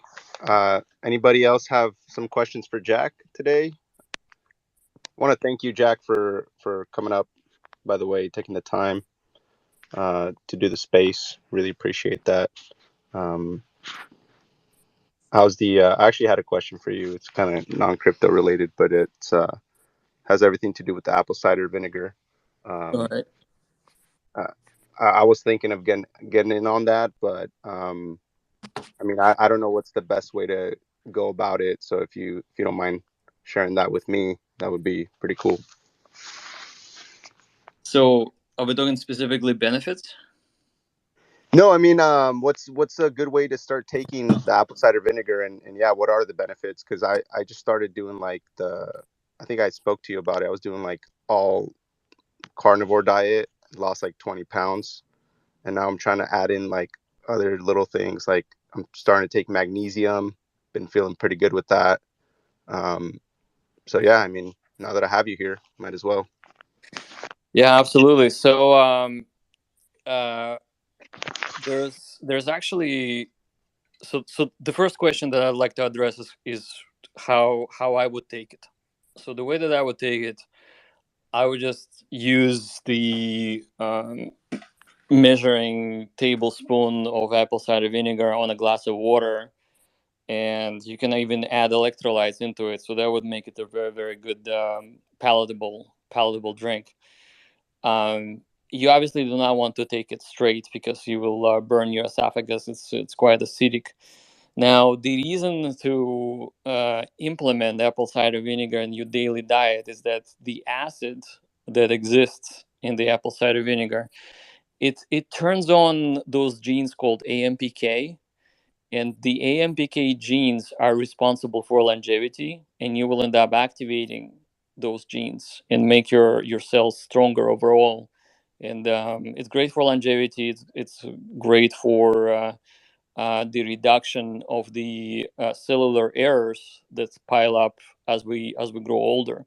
And generally, the human aging happens just because the DNA strands get get those errors where a cell, which is, for example, a liver cell, no longer believes it's a liver cell anymore. It thinks it's a skin cell. Or your brain cell no longer believes it's a brain cell and it's like a liver cell. So cells get confused about what their function should be. And what happens is that they just sit there and they're messing everything up, like especially in the brain. All of a sudden you have the brain pathway that no longer works. So when people grow older, their memory is not so good, and that's due to the fact that those type of pathways, they just degrade. Now what apple cider vinegar does, it amplifies the body's natural response in hunting down those broken cells and destroying them for amino acids. This process is called autophagy, and this process is generally in high gear when people are fasting or not eating sugar. So when you don't eat sugar, you don't have a lot of insulin in your bloodstream, and the insulin is a signaling hormone that basically tells you there's plenty of calories are coming. Open up your cells and start dividing those cells. Cell division introduces more errors because the more cell divides, the higher chance that it will no longer be the same youthful cell it was before. Now, the body is very smart. When the cell has a problem, it's actually tagged by this thing called a phosphate group or phosphate tag. It tells the body that when things are tough, this is the cell that needs to be recycled before any other healthy cell. And fasting increases the process of this AMPK activation. And if you look at Google and Google AMPK activation and longevity, you're gonna get a lot of research, and you'll actually see that apple cider vinegar increases the effect of those genes working in your favor. Where all of the cells that are kind of semi-dead, they're called senescent cells. Those cells will be targeted for autophagy, which means cell eating or destruction. And of course, when you destroy the cells, the new cells that are created, hopefully they're created and they're healthy. And so that's why low sugar diet, low carb diet, higher fat, higher protein with fasting and apple cider vinegar is ultimately makes you younger. And eventually it will turn you into a vampire like myself. Oh man, that's funny. Appreciate the explanation. Yeah, I'm gonna try it out, Jack. I'll keep you updated. on my my routine. Awesome. Yeah, AMPK, look it up. It's A Hey, as in Jack. Alpha, P as in Paul, M as in Mary, and K as in Catherine. Roger that. We got Crypto Kindness. I think you have a question, man. Feel free. And Yeah. then we got Sunny. One last question, and this is just a crazy idea. I'm going to ask it. It might be really ridiculous, but the thought process just came to me when the last gentleman prior to the apple cider vinegar conversation asked about the potential risk of high gas fees stunting the ability to claim or mint, excuse me, in 400 days, 600 days, whatever have you. Is there any way, just kind of thinking about other ways to add utility to Zen and Burn, is there a way that a burn function could be added to the protocol, whereas you can burn Zen and use that burn as a way to pay the gas fees for either the beginning claim or the ending mint in the future, potentially when gas fees are higher. Now, I know, of course, that would involve potentially swapping for Ethereum, and your team would need to have a pool of Ethereum. But I'm just thinking about how some of the bigger exchanges work, where they kind of pool together a lot of orders. So let's say if you use the Zen burn function to pay for your gas, the protocol could save your C rank right then, but then in a day or 2 days pool together a large amount of future mints and push them through at a time when gas was much more efficient for the protocol to do so. So it would give an opportunity for people to burn Zen to allow them to mint or claim.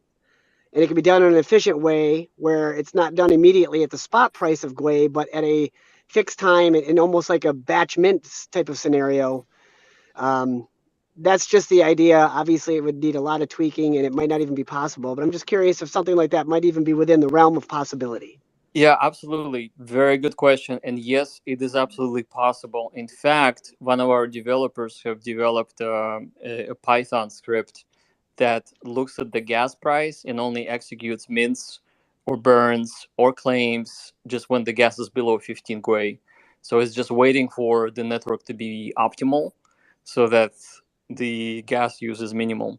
So, and it will work for flash loans, like specifically what we can do is we can have everybody pull in their NFTs that they want to have a gasless transaction with, but it doesn't need to happen immediately. It can be done when the gas is optimal. So absolutely, that is possible.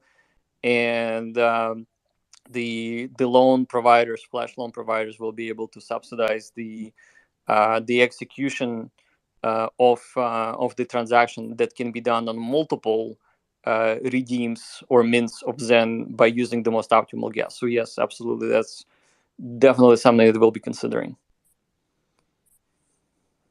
Nice, thank you. All right. Joe, you got a question? I'm going to be dropping some speakers that are not speaking anymore because we got a couple more requests. So just a heads up. Jack, we are Yo. less than 100,000 wallets from 250 million wallets minted. What are you going to do to celebrate? I'm going to have ice cream. Yeah. I mean, I'm just happy that this is happening. I mean, it's definitely kind of a unprecedented engagement, which is very interesting. I didn't think it would be that active of a community, which is just incredible. So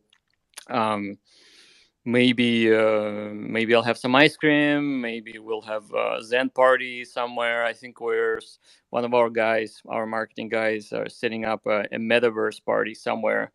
So that's coming up. So maybe that's what we'll do.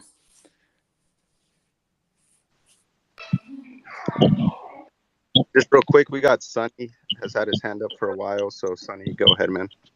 Hello. Hello. Hello. Yeah, team. Thank you for the. Thank you. Thank you very much. Yeah, we are. Yeah, I will. Yeah, we are a community from Uganda. It's growing ever. We are very active here. We are promoting.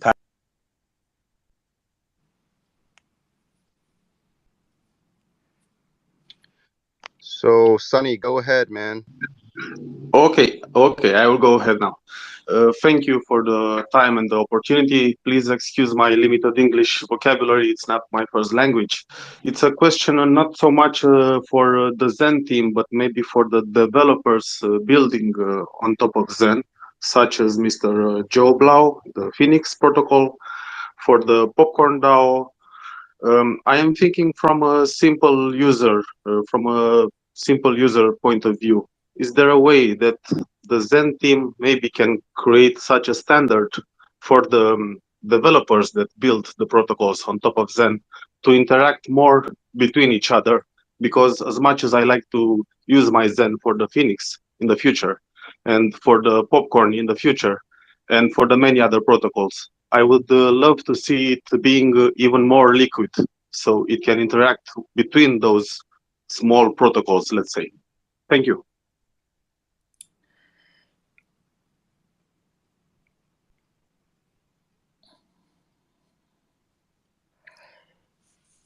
Sure. I mean, we do have a number of Telegram groups that are dedicated to dApp development, and we also have an external developer group. So if there's any good ideas out there that you guys have, you should drop me a DM so that I can add you to those groups, and where you can meet all the developers that are building for Zen.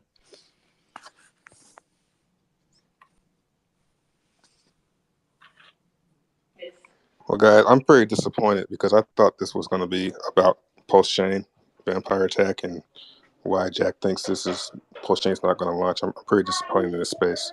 Hey, you well, said this space was going to be, at the beginning of StakerClass, said this space was going to be about Jack and post-chain and what he thinks about Richard Hart lying about post-chain, and I didn't hear any of that. So, very disappointing space.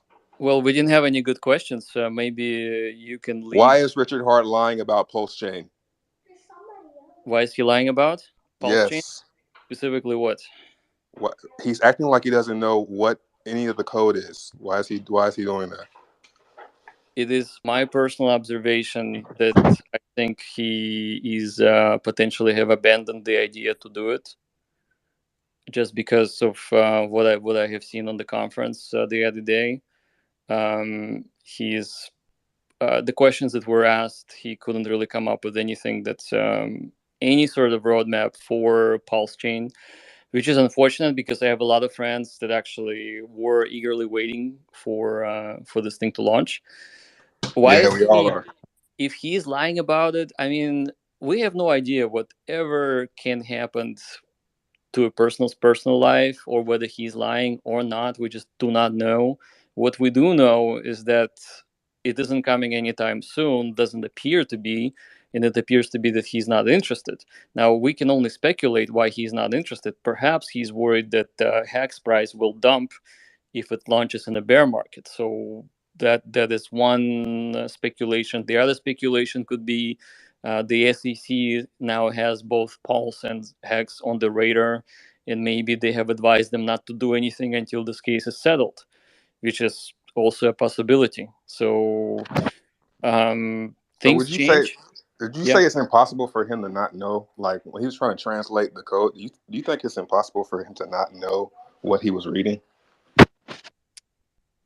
What he was reading specifically, like when he was going through the code, like it seemed like he didn't know what the hell he was reading or how to translate it. From my knowledge, if you don't understand something, you can't explain it. So is it impossible? I watched that and can answer that probably, if you don't mind. No, I want Jack. All right. Well, I think he wants me to answer it. So here's the thing: if you're a project lead for a project, you have to know what's going on, even if you do not understand the code. So the questions that were asked at the conference were not about the code. It was about just the roadmap, and the roadmap isn't coming. And his body language and what he said told me, and this is my personal opinion, I could be wrong, it told me that he is not even talking to his developers. Maybe there are no developers. Who knows? Maybe the Ethereum 2, which is the proof of stake, is a lot more complicated, and they need to start from square one. Now, if I were to launch a chain, I would say that forget the world's largest airdrop. It already happened on the Ethereum POW. Let's just forget this whole idea about copying the state. If people are worried about hacks not being on the new chain, well, you can airdrop the new hacks on the new chain just by looking at the hex contract on Ethereum. It's actually very easy. It can be done in about 5 minutes. So nothing really needs to be copied state-wise. So I think this whole idea of giving free stuff or a copy of stuff you have on Ethereum seemed like an attractive idea for marketing, but ultimately it has no value. And we see that, for example, USDC on Ethereum POW has no value. So why would it have value on Pulse chain? Perhaps he thought it would have value, but maybe he realized that it has no value, and therefore they're desperately trying to come up with new ideas in terms of what to do. Now, we do know that there's quite a bit of money in the sacrifice pools that were supposed to be used on Pulse chain and whatnot. However, with the news about the SEC, this makes it harder to do, because that makes Pulse pretty much a security. In other words, Pulse was given to people who gave money to some wallet, and now this money will be used to generate more value. If that is the case, the SEC will have no problem ruling that Pulse is a security and was sold to the investors. So this whole sacrifice idea is not really true sacrifice. It's actually, people are full of expectations, and nobody's fooled that just because we call it a sacrifice, it really is an investment with the anticipation of profit. If SEC has engaged with Richard and told him, hey, if you do this, we don't even have to do much and to deem it a security, so you may as well just stop everything. And so that could be the situation. So I don't think he's lying. I think he's not saying certain things that are specifically personal and private to him. And I would say his hands are pretty much tied. Though I would say that if it was me, I would just say, hey, look, SEC is now has us on the radar. We have to do something else. So I would have said that, but he is not saying it, which is unfortunate. But it is what it is. So it's a personal choice. Do you think a good idea would be to abandon the Jim sacrifice, just send everybody their funds back, and then just use HEX as the gas? Would that be SEC free? That's what I would do. Nice. That's what I told him to do in the first place. But okay, I'm satisfied now. Thanks for this answer, man. Yeah, sure. I mean, if the money is still there and there are any questions on whether this money has been collected by issuing an unregistered security that you're going to go to jail for, I would just say, okay, it was wrong. We had different ideas. We were misled. Whatever the excuse might be, and I would just send everybody the sacrifice money back, so to speak, and that's it. Yeah, it's all on chain. You could just send that's if you haven't spent it already. But that's what I would do too. I'll send everybody their USD. I would send everybody a USDC value back, or maybe their coins back if it's off like on Cardano or something, and just use HEX as the gas, man. Forget Pulse. So God, this guy. I would say, like, with Richard's following, which is quite a lot of people, I think the team should be focusing on making HEX better by building on top of HEX and giving community things that they can actually use, rather than giving community the runaround and the absence of the roadmap and the promise of something that is not to come. So I think definitely the community probably deserves the build out of new interesting things. And you know how Richard keeps saying that he's like the richest whatever person in the world? Well, not really, but that he has a lot of money. I mean, why is he not using this potential that's supposed to be in his pocket to build new things? Oh my God, man! I don't know. Maybe he's waiting for 11K, man, or 10K. That's what I'm hoping. Maybe he is just waiting. He's just bluffing with the code, just making himself seem stupid, just trying to FUD us all out, just shake us all out. I don't know anything about code. And then, 10K hits and then post-chain launches. Well, Trayvon, Proof of Work had 420 lines of code. Proof of Stake has over 1 million. So I think it's fair to say he really might not understand that shit. And nor do I, of course. But when you're talking about 1 million lines of untested code and he was coming out hot with the 2 weeks, that's tough. Well, yeah, I mean, Go ahead, Jack. You're way more smart. My thinking is, if this is really that complicated and you promise the blockchain to the community, just get the blockchain out. It doesn't need to have a copy. It doesn't need to be a fork. There's plenty of projects out there. You do not need to fork. You can just run it. You can port hacks to it. You can have community be happy. You can have your builders deploy all of the things that they have built on the Pulse chain testnet. Just go with that, and everybody will be very, very happy. And then return the Pulse money, I guess, and that will make people happy too, because I think people sacrificed during the bull market. If the money is sitting in a stable coin, that's kind of like a sell at the top, so to speak. So why not make people happy by returning their SAC money? And then if that happens, then and there is a chain, then all of those people will be very happy to use all that money on that chain too. Katie, Yeah, it's a layup move to me. Hand up, go ahead.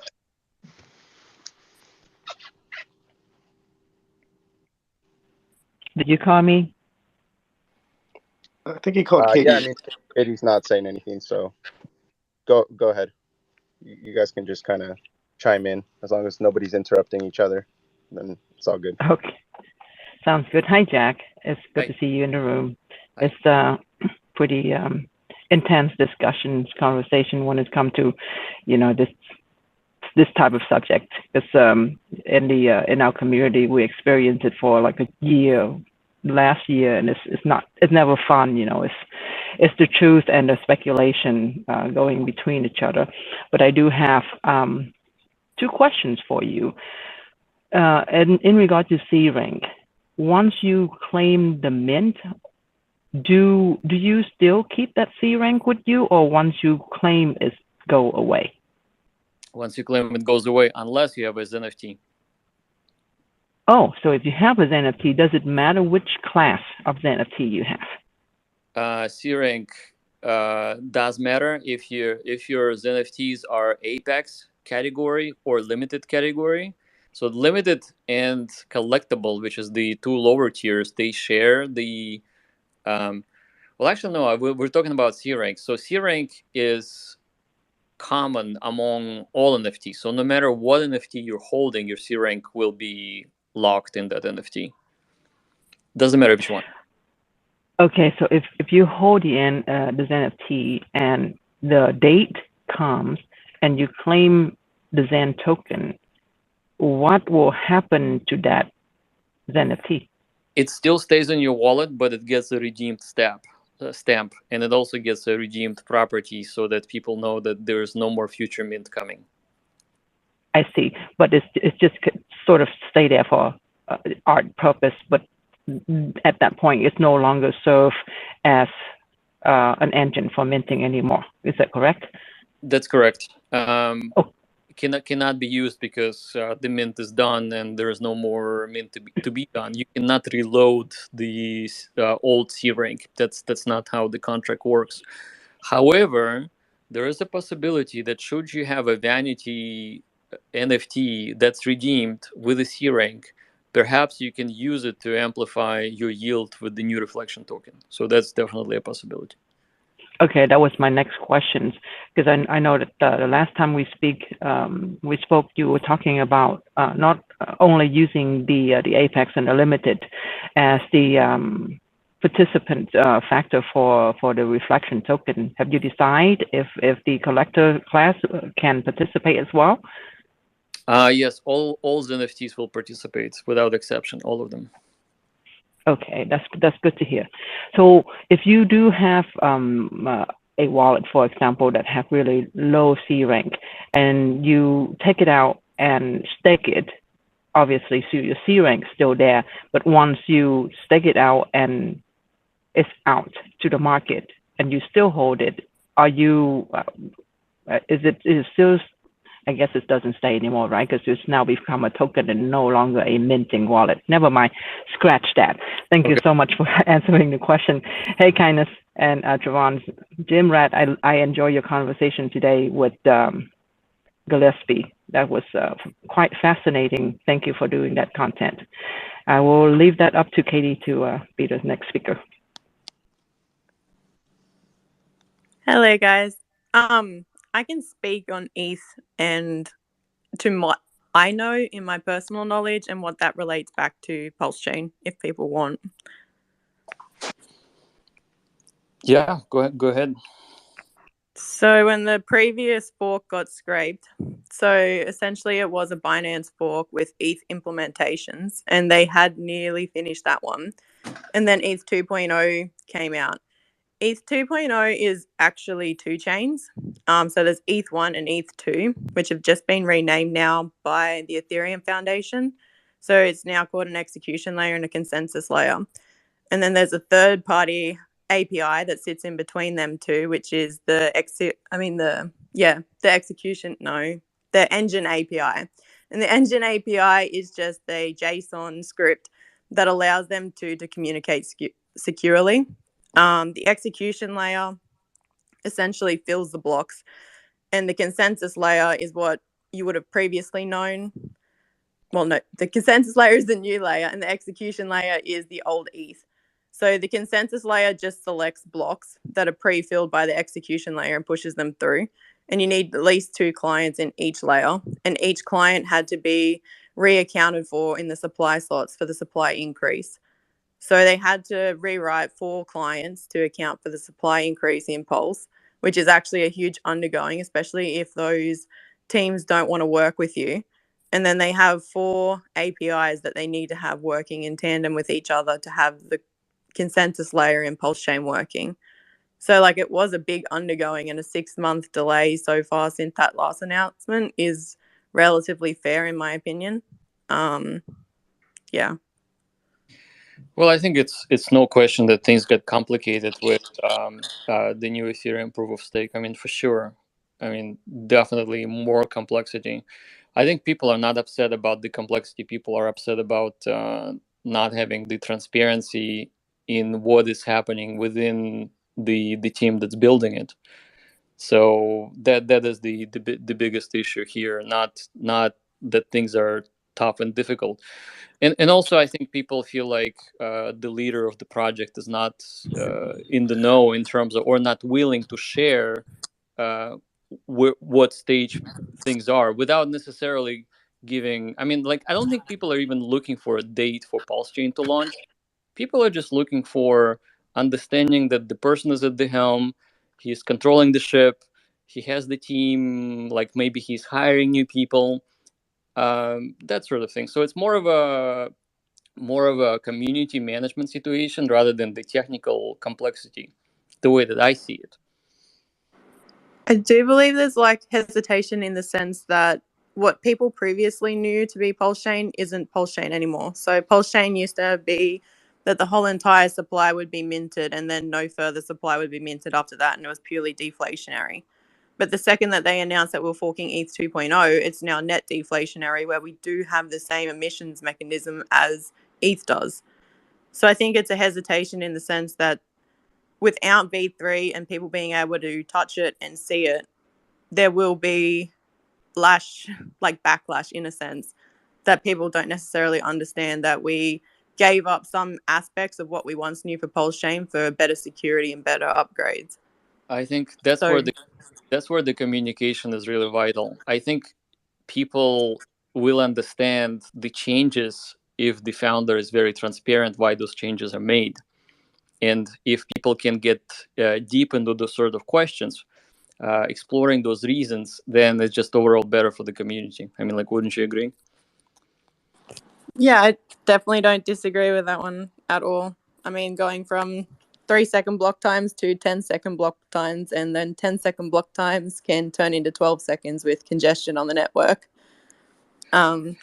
Yeah, I think ultimately the speed of the blocks is not that big of a deal. I think what's really upsetting to a lot of people, especially developers that's been developing on Pulse Chain, that they're not seeing any sort of their own end game of where they're ready to launch. So one large project, which is Pulse Chain, is preempting all of the builders out there. And what's unfortunate about this situation, without transparency, those developers may be leaving the community and building somewhere else where they feel like they can actually get not only the transparency but also the support from the interested chains.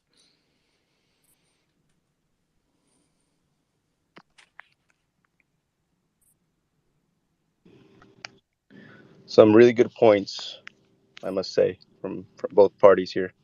I think it is a communication issue. I sacrificed myself, um, still waiting patiently. Um, I'm a Hexakin. But yeah, I think it's just a communication thing overall. I think I don't really believe it has anything to do with the SEC, but I don't know. I can't confirm that myself. So, not going to spread rumors that are not true or are true. You know, never really know what's going on. But yeah, just really communication, I think, is what is needed. I think you hit it on the nail there. I still believe in Richard Hart, Pulse Chain, PulseX, Hex. And yeah, we'll just have to see. Hopefully, there's some better communication uh, across the board. I would Yeah, appreciate that myself, really, actually. well, I think what I hear from the Hexagon community is that a lot of people want the old Richard back, the really intellectual, smart, deep thinker type of individual, rather than a person that's flexing all the time, flexing his purses that he's buying or whatnot. I mean, but the good news though is that he did have black T-shirt on that conference, so I did see that.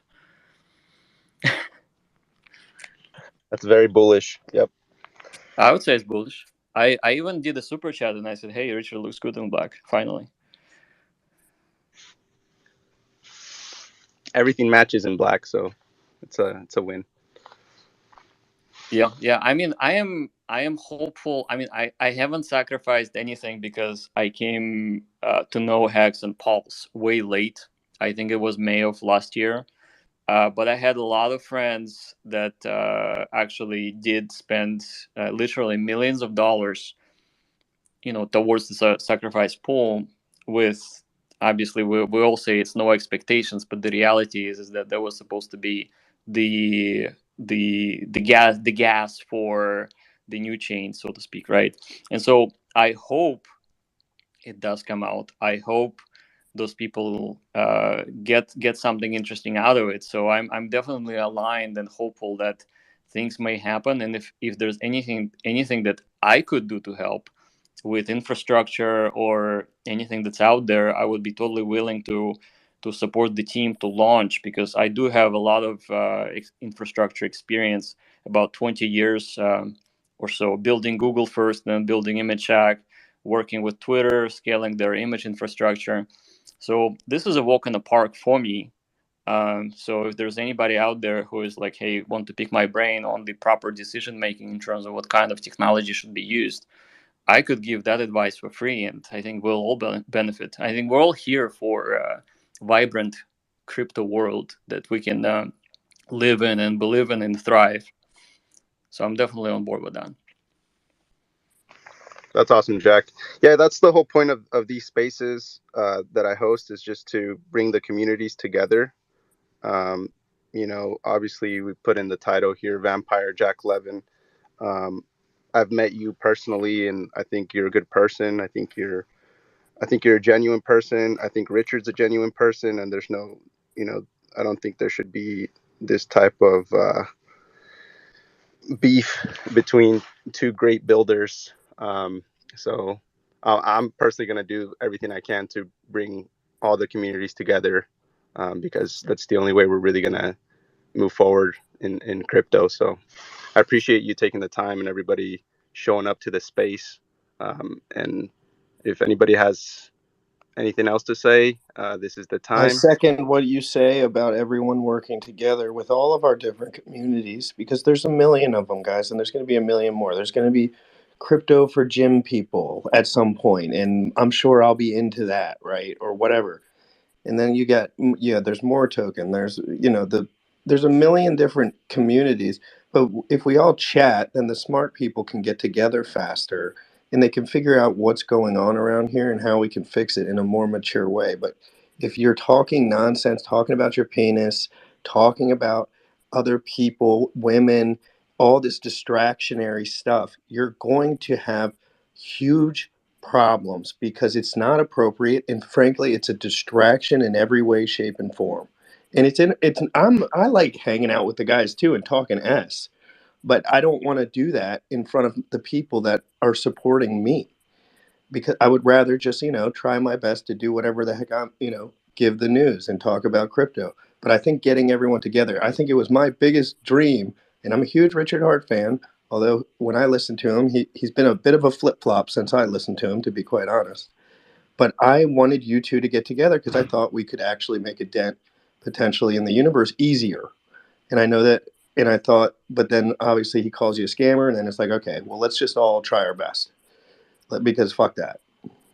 It's like calling people out and nameless, no specifics. Yeah, I think you nailed it on the head. I think we're stronger together. I don't think there should be division. And this whole thing about tribalism, it does more damage to all of the individuals than actually make things better for everyone. And I think, remember, like Charles Hoskinson, he was had that beef with XRP community. They called him a petulant child or something like that. I think all of those things are silly, and I think he actually had a good point. He said that when Bitcoin came out, when we only had like maybe 10,000 people in the community, everyone loved what they were doing. They loved it. They wanted to build new interesting things. We were aligned together to create opportunity for people to control their own economic energy, to store their money safely. All of those things are still true. And if we align our brain power all together, I think we'll all benefit. So I would say we should really not to spend and waste energy on personal attacks or basically get into a FUD. Like nobody cares about the FUD. The only time FUD is, I guess, is thriving is when you feel like the people are leaving the community, and that's when people are aggressive towards other projects because they feel like the other projects are stealing people. But I think people should really have the freedom to be wherever they want. But ultimately, if you're a builder or developer, the aspects that you are rated on is how quickly or how well you deliver and how well you communicate. And I think ultimately, if you just replace FOD with that, we will all be better. Yeah, I don't know why he doesn't just make the code completely open source. I mean, as in make the pull request completely open source. Let's see everything that he's doing, so that if it's, I mean, completely open at least. If it's open, then people can give their suggestions and give some advice, because he constantly says that coding is hard. Coding is hard. I'm a software developer myself too, so I get it. So, but if you have other eyes looking at the code, they can give their suggestions, and we can move this along faster instead of pulling our leg and pretending as if. So the difficulty of the code is inversely proportional to the smart people you have on the team, and that give you amazing ideas how to do things better. So the code itself is not difficult. It is only difficult when you don't have enough support to actually get things done. What do you mean? And to that, enough support.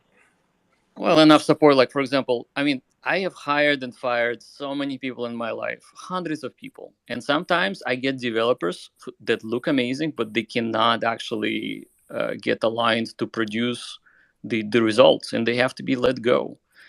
And that actually is detrimental for a project if you retain those people. And so I think that's why the open source foundations specifically are generally thriving more than anything that's closed source, because with open source you can get the world's participation in development of things that seem hard to begin with, but all of a sudden, if you get the right people and people are willing to volunteer their time to do it, you get the most out of it, and you can actually get the amazing code that everybody looked at, everybody tested, and it's actually safer for everybody.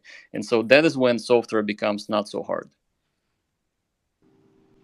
Yeah, exactly. We got funding Jim in the house. Got your hand up. Go ahead and whatever you got to say. Feel free to just interject. Nobody's interrupting each other. No need to raise your hand.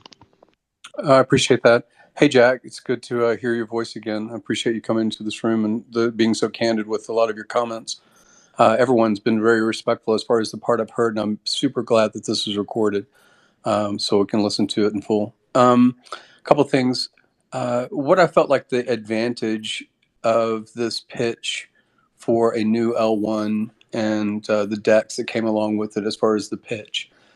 Sacrifice and all this other kind of monetary thing aside, the pitch was, for me, enabling HEX to be unstaked in a bull market where Ethereum was prohibitively expensive on transactions and the things that we've seen. So I felt like supporting the L1 narrative of Pulse Chain, Richard making commentary like, I can't believe no one's ever thought about forking or horizontally scaling Ethereum.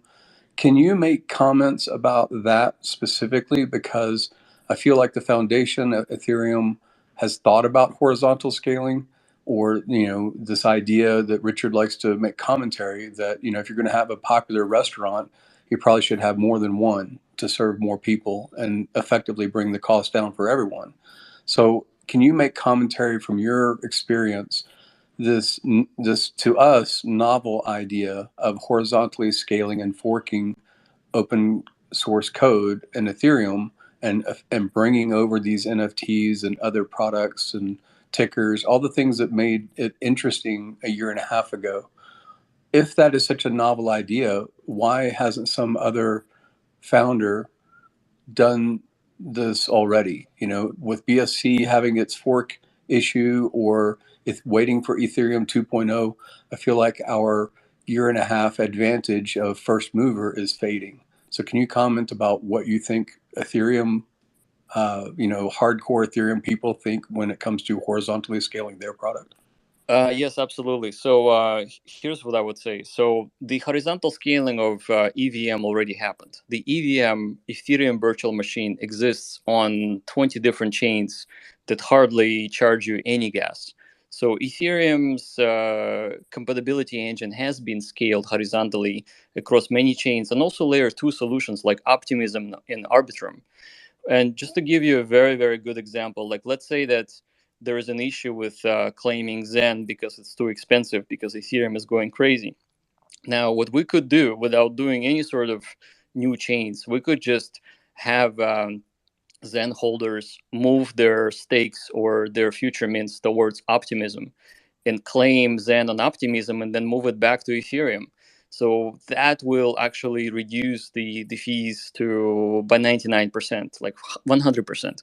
So Optimism and Arbitrum, those are layer 2 solutions, they exist to address specifically that issue of higher gas for complicated transactions.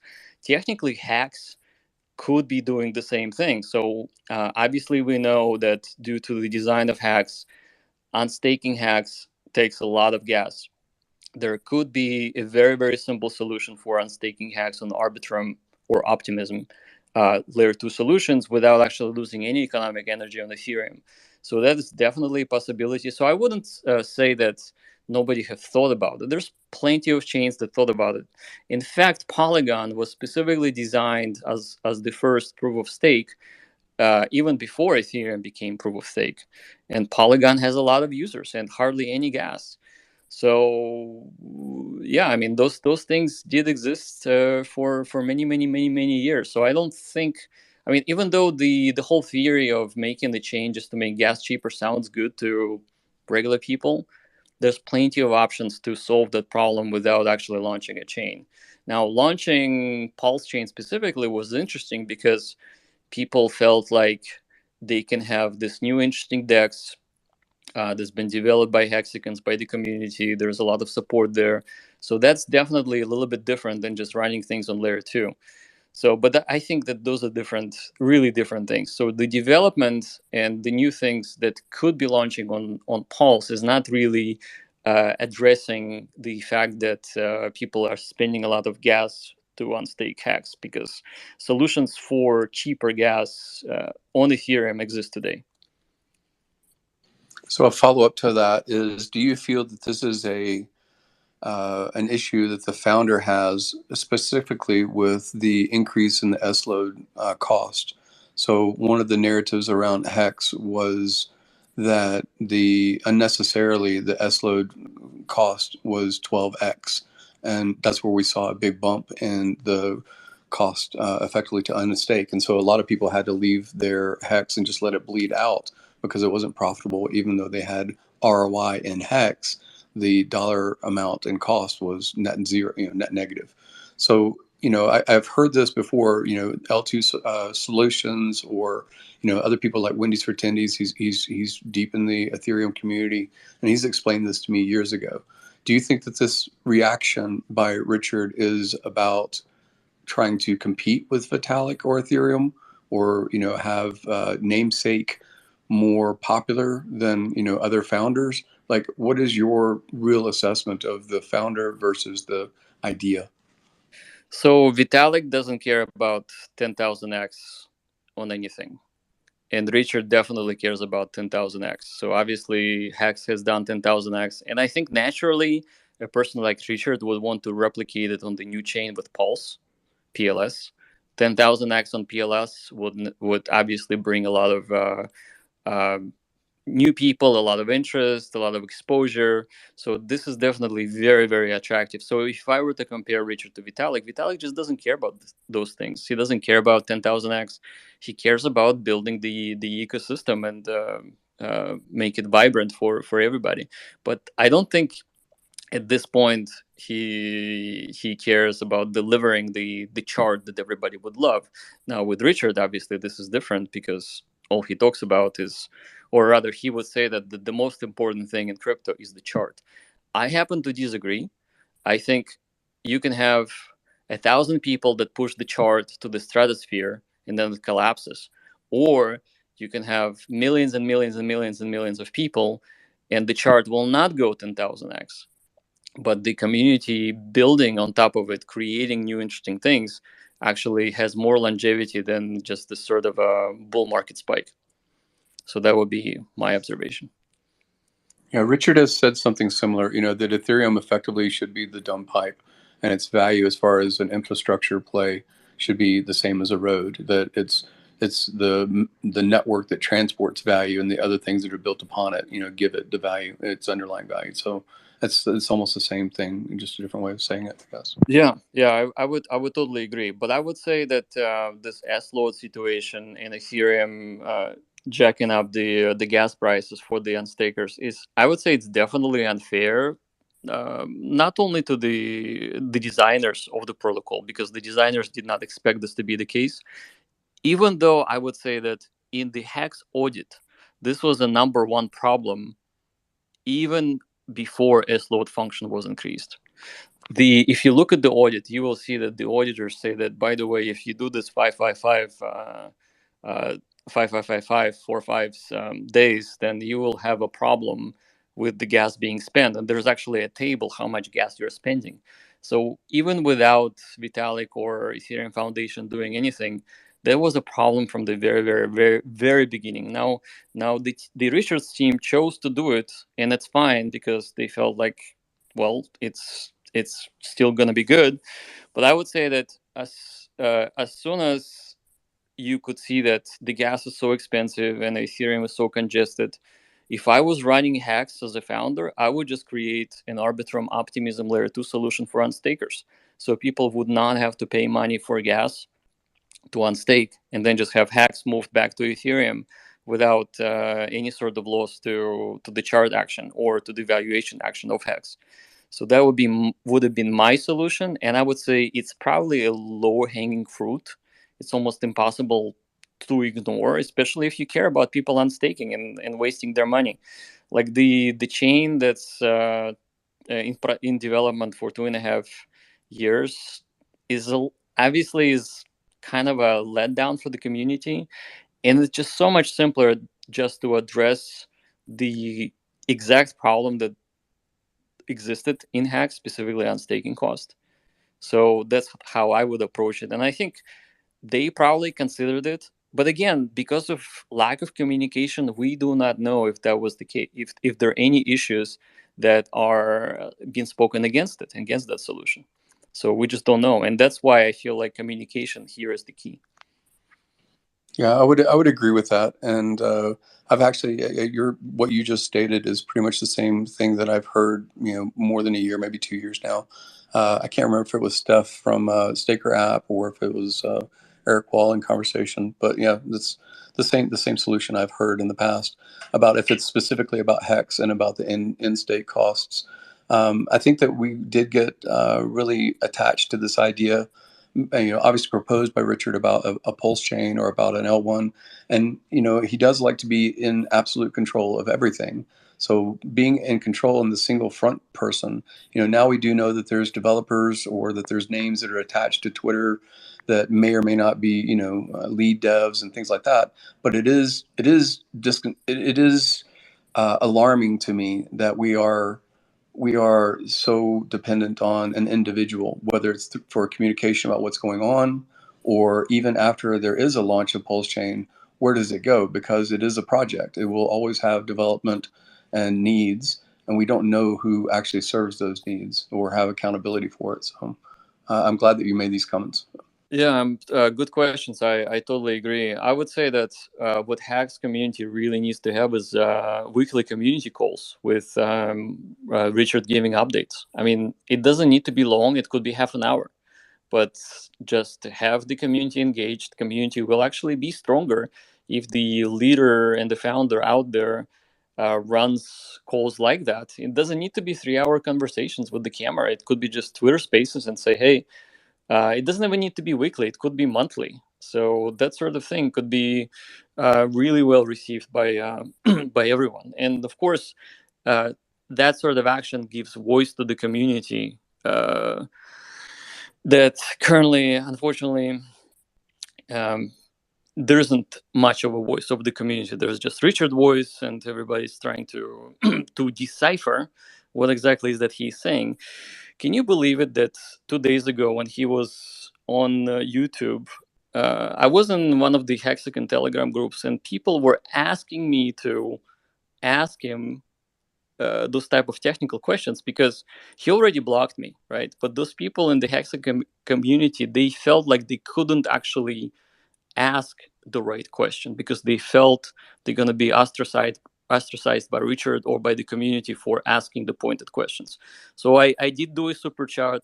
I did ask a question. Of course, it was not addressed, but it's just interesting and almost to a point of being silly that the person that has nothing to lose, which is myself, is asked by the community to ask Richard a question.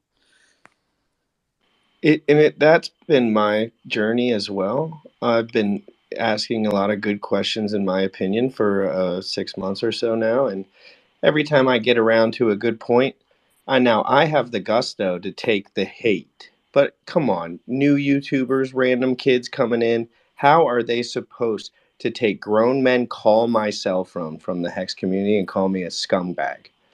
And I don't give a shit because I just am like, I know what I'm doing is right.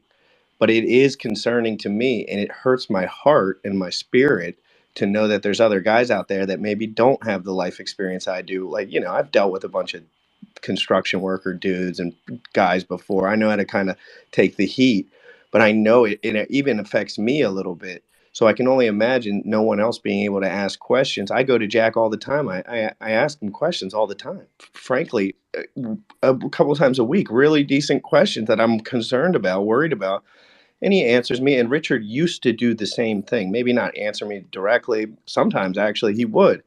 But my problem was when I found Richard Hart, he was speaking nothing but the effing facts.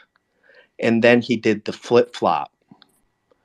And that's what upset me because I just was like, hold on a second. I bought into this shit. Like, I want intellectual freedom and decentralization too. I'm not worried about money so much. Of course, I am worried about that a little bit, but in my ideas, I wanted to feel like I was looking at the right things and moving towards the right ideas. And every time I've asked a question, frankly, I'm getting a lot of hate from the Hexicans lately, and to the point where I'll have 100 viewers and they won't even like my shit. I'll have a Hexican on, their favorite buddy. Yeah, and I'm like, okay, guys, like I'm trying to work with everyone here. I'm trying to do my part and be a little bit even on the other end. I like to talk about immutable smart contracts too that produce yield, but at some point, I just going to move on intellectually because of the nonsense that gets regurgitated to me from the community constantly. And when I bring it up, I seem like a dickhead because they're framed by Richard Hart to only think what he's saying is true. So everyone, when they say Jack is a scammer, they actually think Jack is a scammer. So that's a problem for Jack because he's like, oh, there's guys in the community that would reach out to me, ask questions, build, do things, and I would have a talk with them.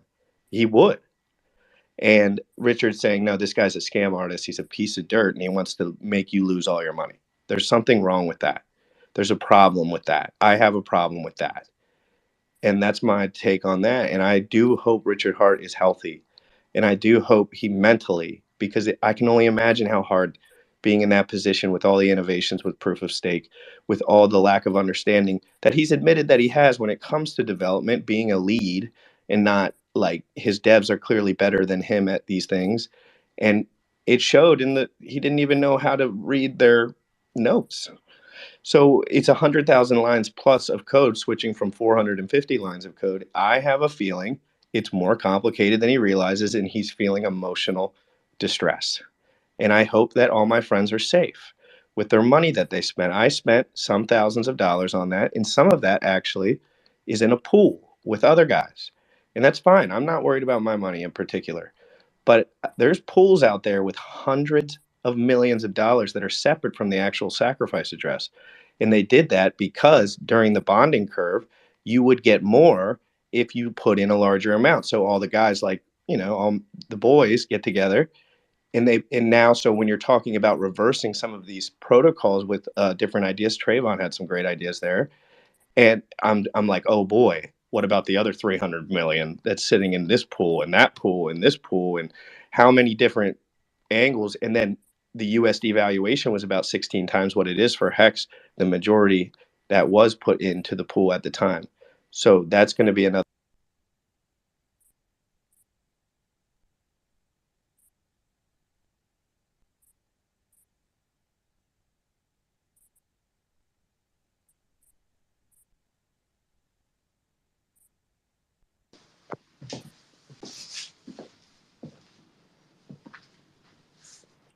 Did he just got rugged? I think he's coming back. He was, yeah, his sound cut out. Oh, okay. Well, I'm just going to chime in one while waiting for him. And when it comes to this kind of stuff, you know, I'm not a developer, but I'm a business owner. I've been in big corporation for many, many years, and just looking into the new space that we're in when it comes to crypto and developers, I can say that ego play a big part of it. And as I watch my team progressing forward toward this space, and I see them change into the, you know, I am the best and I have done this and this is me, and, you know, call me the king, and then ego take over. And this is when the time you blinded by all of this. And when someone come and tell you the opposite of what you think in your head, all of a sudden you rejected them because you're better than them. And until we realize that we are no better than anybody, and if we don't allow ourselves to take constructive criticism from other people, then we are going to spin in a circle like a little freaking, you know, rat in a lab. And I hope that, you know, whatever happened over there with the HEX community, their leaders know better and basically take a deep breath, and maybe perhaps he should just take a deep breath and reevaluate what needs to be done, and that you know, accepting help is okay. It doesn't mean that you're weak. In a matter of fact, if you are accepting help, that just means that you are stronger to let other people know that, hey, you know, I'm not the God. You know, I know, and I need other people to help me to figure out a solution that I can't figure it out, than to allowing things to just keep on going south. And that's just how I see in a lot of community as well. So hopefully one day we'll get there. And, you know, and Jack, I like the way you think, and this is why, you know, you and I, we talk well together. I asked you difficult questions and you answer like it is. And if there's anything that I know that if I have anything at all to ask you, you will answer it like it is. And that's really truly how a developer should be, because you are developing a project. Whether you own it like a regular traditional one, or like Zen when the community owned it, it is still being popular or staying alive by the community, not by you alone. So that's my take on that.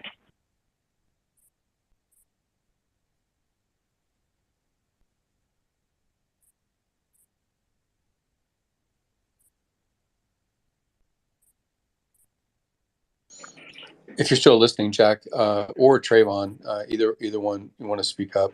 My question is, my experience is only since 2017, and you guys both have experience, and there's a lot of people in the room have experience far beyond that. You see these cycles that, something becomes in the top 10, and then the next cycle, it's nowhere to be found. What are your opinions about whether it's based on the founders' products of Pulse Chain if it launches, and PulseX, and these narratives of things that get built on top of the new L1 and HEX as well? What is your estimation about longevity, like the stick-to-itiveness? Is it all about the community, or is it about the product? Because you can gravitate around anything, but what are your thoughts? I think community takes first place. Obviously, without the community, there is no value of anything. Product itself is an engine to generate and attract community, obviously, too. And those things need to be synchronized. So I think, was the question specifically about longevity of HEX, or just trying to interpret it properly? We've brought together economic mass. We've brought together, community that's, whether it's people that are on camera, they make Instagram, they make TikToks, they make tweets, whatever it is. I don't really know the scale of our community, but in general, it seems like it's the most active on these platforms. So what are your thoughts about its longevity? Is this something that we have to gravitate around a product, which is HEX, and only HEX, or is it, echoing the culture that Richard puts out there? Because you were talking earlier about even Jim Rat was talking about the narrative that I remember from 2018, 19, and 20 and 21 being put out by a guy on a throne was a different guy. That guy was a different guy to me. So I'm curious if we have enough critical mass to go past the founder. I think that's definitely true. I think there is critical mass, and HEX community is extremely vibrant. There's a lot of smart and passionate people in the community.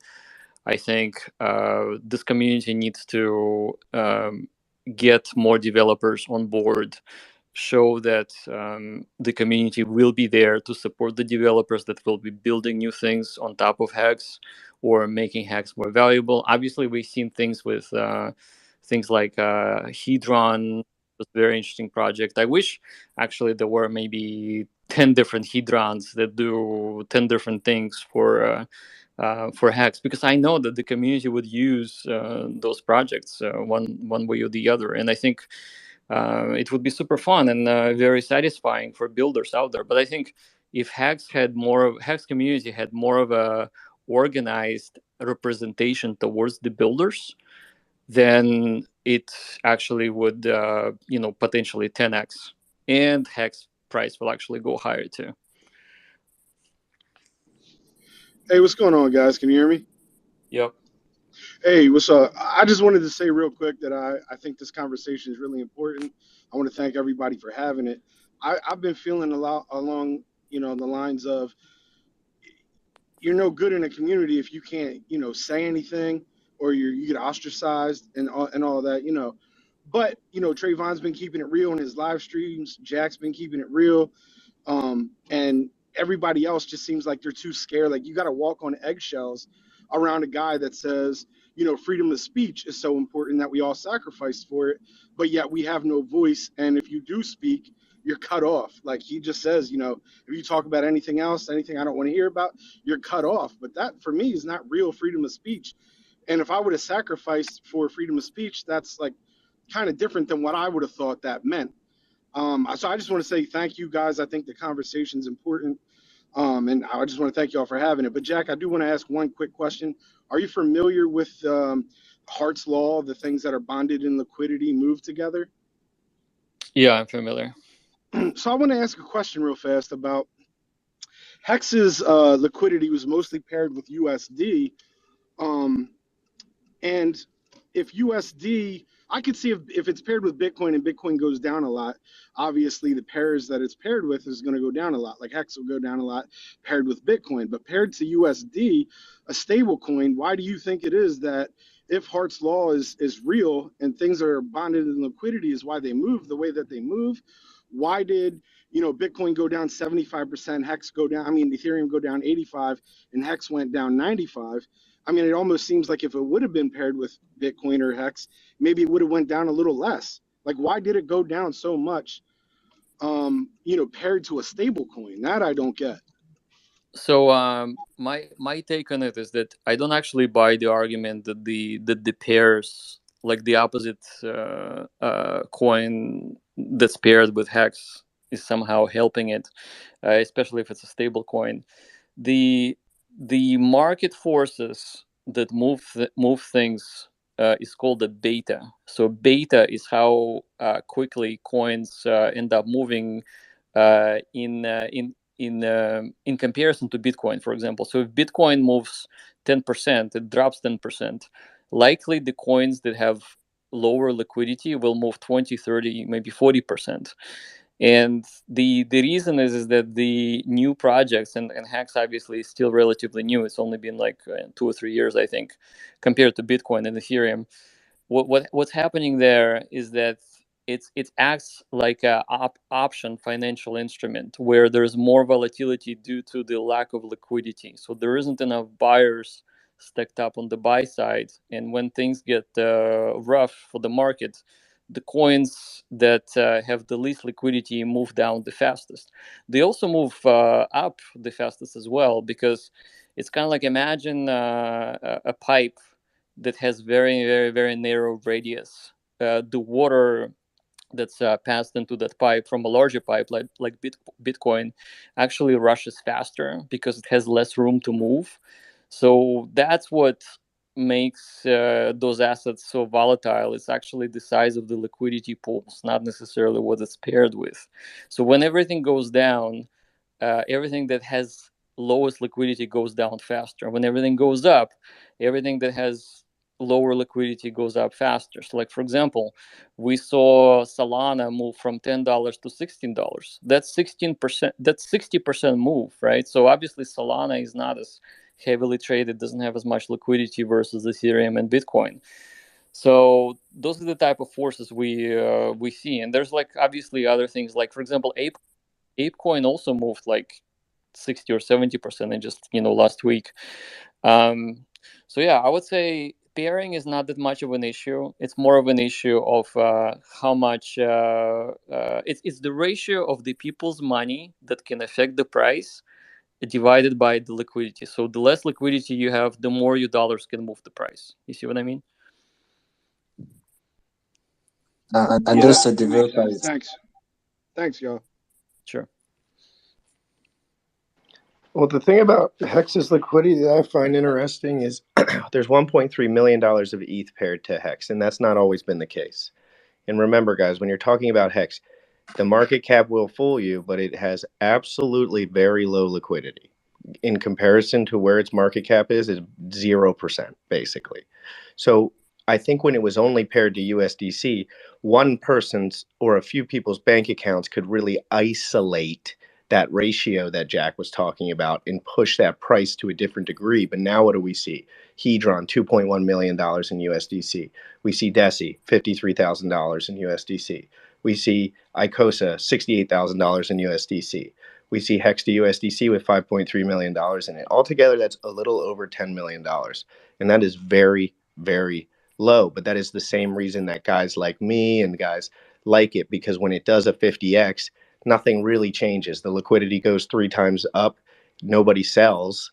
And it moves faster than Bitcoin, which is more mature and has more dense liquidity. And then Ethereum would be next. It's going to move a little bit slower, have dense liquidity. Of course, there's the amount of people coming in is going to be a big ratio there. And when that goes down, the first thing to go in people's accounts is the high volatility assets. That would be the assets that have low liquidity that drop 95%. They're the first to go. And then people move up the line. So I think it's more about people wanting that asset long term and then losing faith in it. But the low liquidity is 95% dumps in crypto. Cardano jumped 99% last cycle, and then it hit all-time highs. So that can be a feature and a bug. But if you have $100 million, you're not buying HEX, period. Yeah, well, I think ultimately $10,000 sell order on Ethereum will not Ethereum as much as it would affect HEX or Zen, just because of the liquidity. So like literally the weight of the money can push it down so much harder, so much faster. And then of course, when it's falling, everyone else's limit orders get triggered and it continues to sell. So the whole thing accelerates and it becomes kind of like this self-fulfilling cycle, so to speak, right? Where with Ethereum, people need to hold Ethereum to pay for gas, so it has this sort of natural buying pressure.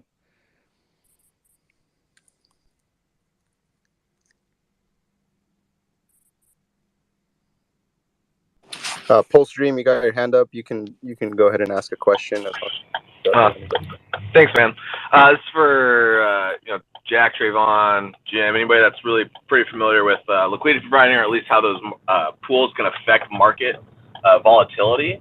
And I was wondering, do you guys kind of see, I think V3 is awesome, but it's kind of taking liquidity from being this kind of hyper volatile, uncontrollable monster to being a very well-controlled, limit, sell and buys.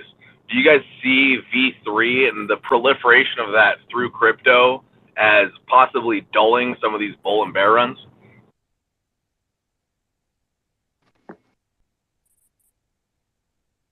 Well, I personally think it'll accelerate the bull run, and I think V2 lacks sophistication in every single way and is more centralized in every single way. I think V3 gives people an opportunity to learn how to provide liquidity at a certain range and to make more yield by pinching. So when you pinch your liquidity in a V3 pool, you make more yield, but you have more impermanent risk loss. So I think it's really critical that people understand it's better features. V3 has better features. It is better for scaling and it is better for users in every single way. And that's why they continue to add features. V4 will have better features than V3, but the learning curve is a few years behind. So I learned about Ethereum 10 years ago, and then I studied Ethereum for the last year, and I finally learned about liquidity providing about 6 months and how to do it. It took me another month.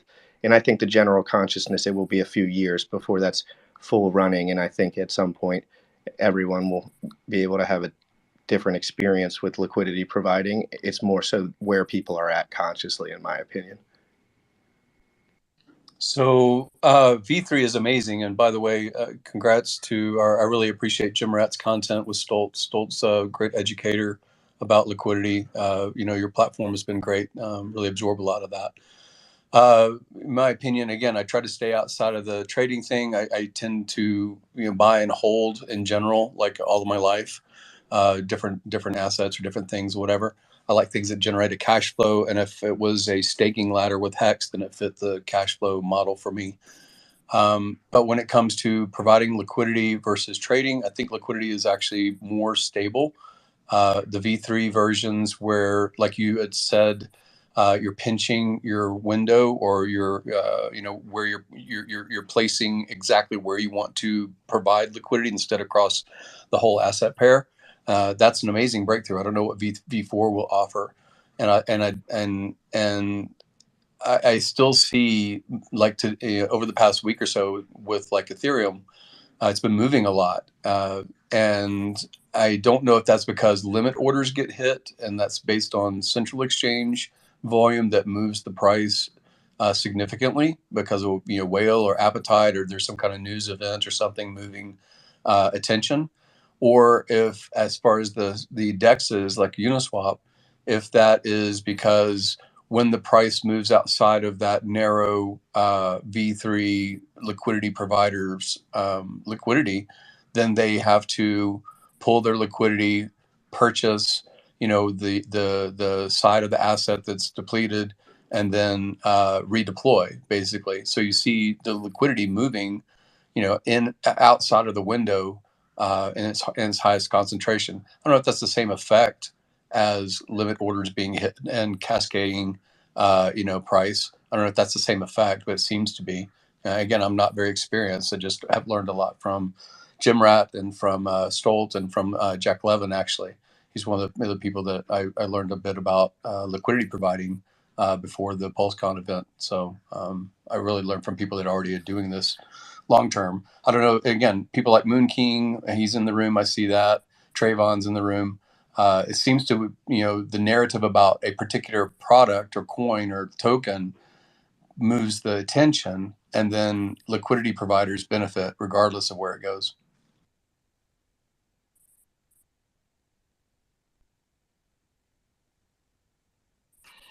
Hey guys, I need to take off. It's been 2.5 hours. I think it's actually 2 hours and 45 minutes. So thanks for all the questions. I'll see you in the Telegram or on Twitter or anywhere where I am. Feel free to DM me, and just very thankful for such a respectful and engaging discussion today on all of the topics that we're concerned about. So thank you for your attention. Yeah, thanks, Jack. Appreciate you stopping by. Hopefully we could do another one soon. And thanks for everybody else who showed up. Don't forget, follow the Staker class for more upcoming spaces. So take care, guys. Have a good one. Thanks so much for the space, Staker. Thanks, Jack. Thanks, everyone. Thanks, Jack. Thanks, Punding. Thanks, everyone. Have an amazing day. Oh, and real quick, this space is recorded, so feel free to share it, friends, family, if they missed out.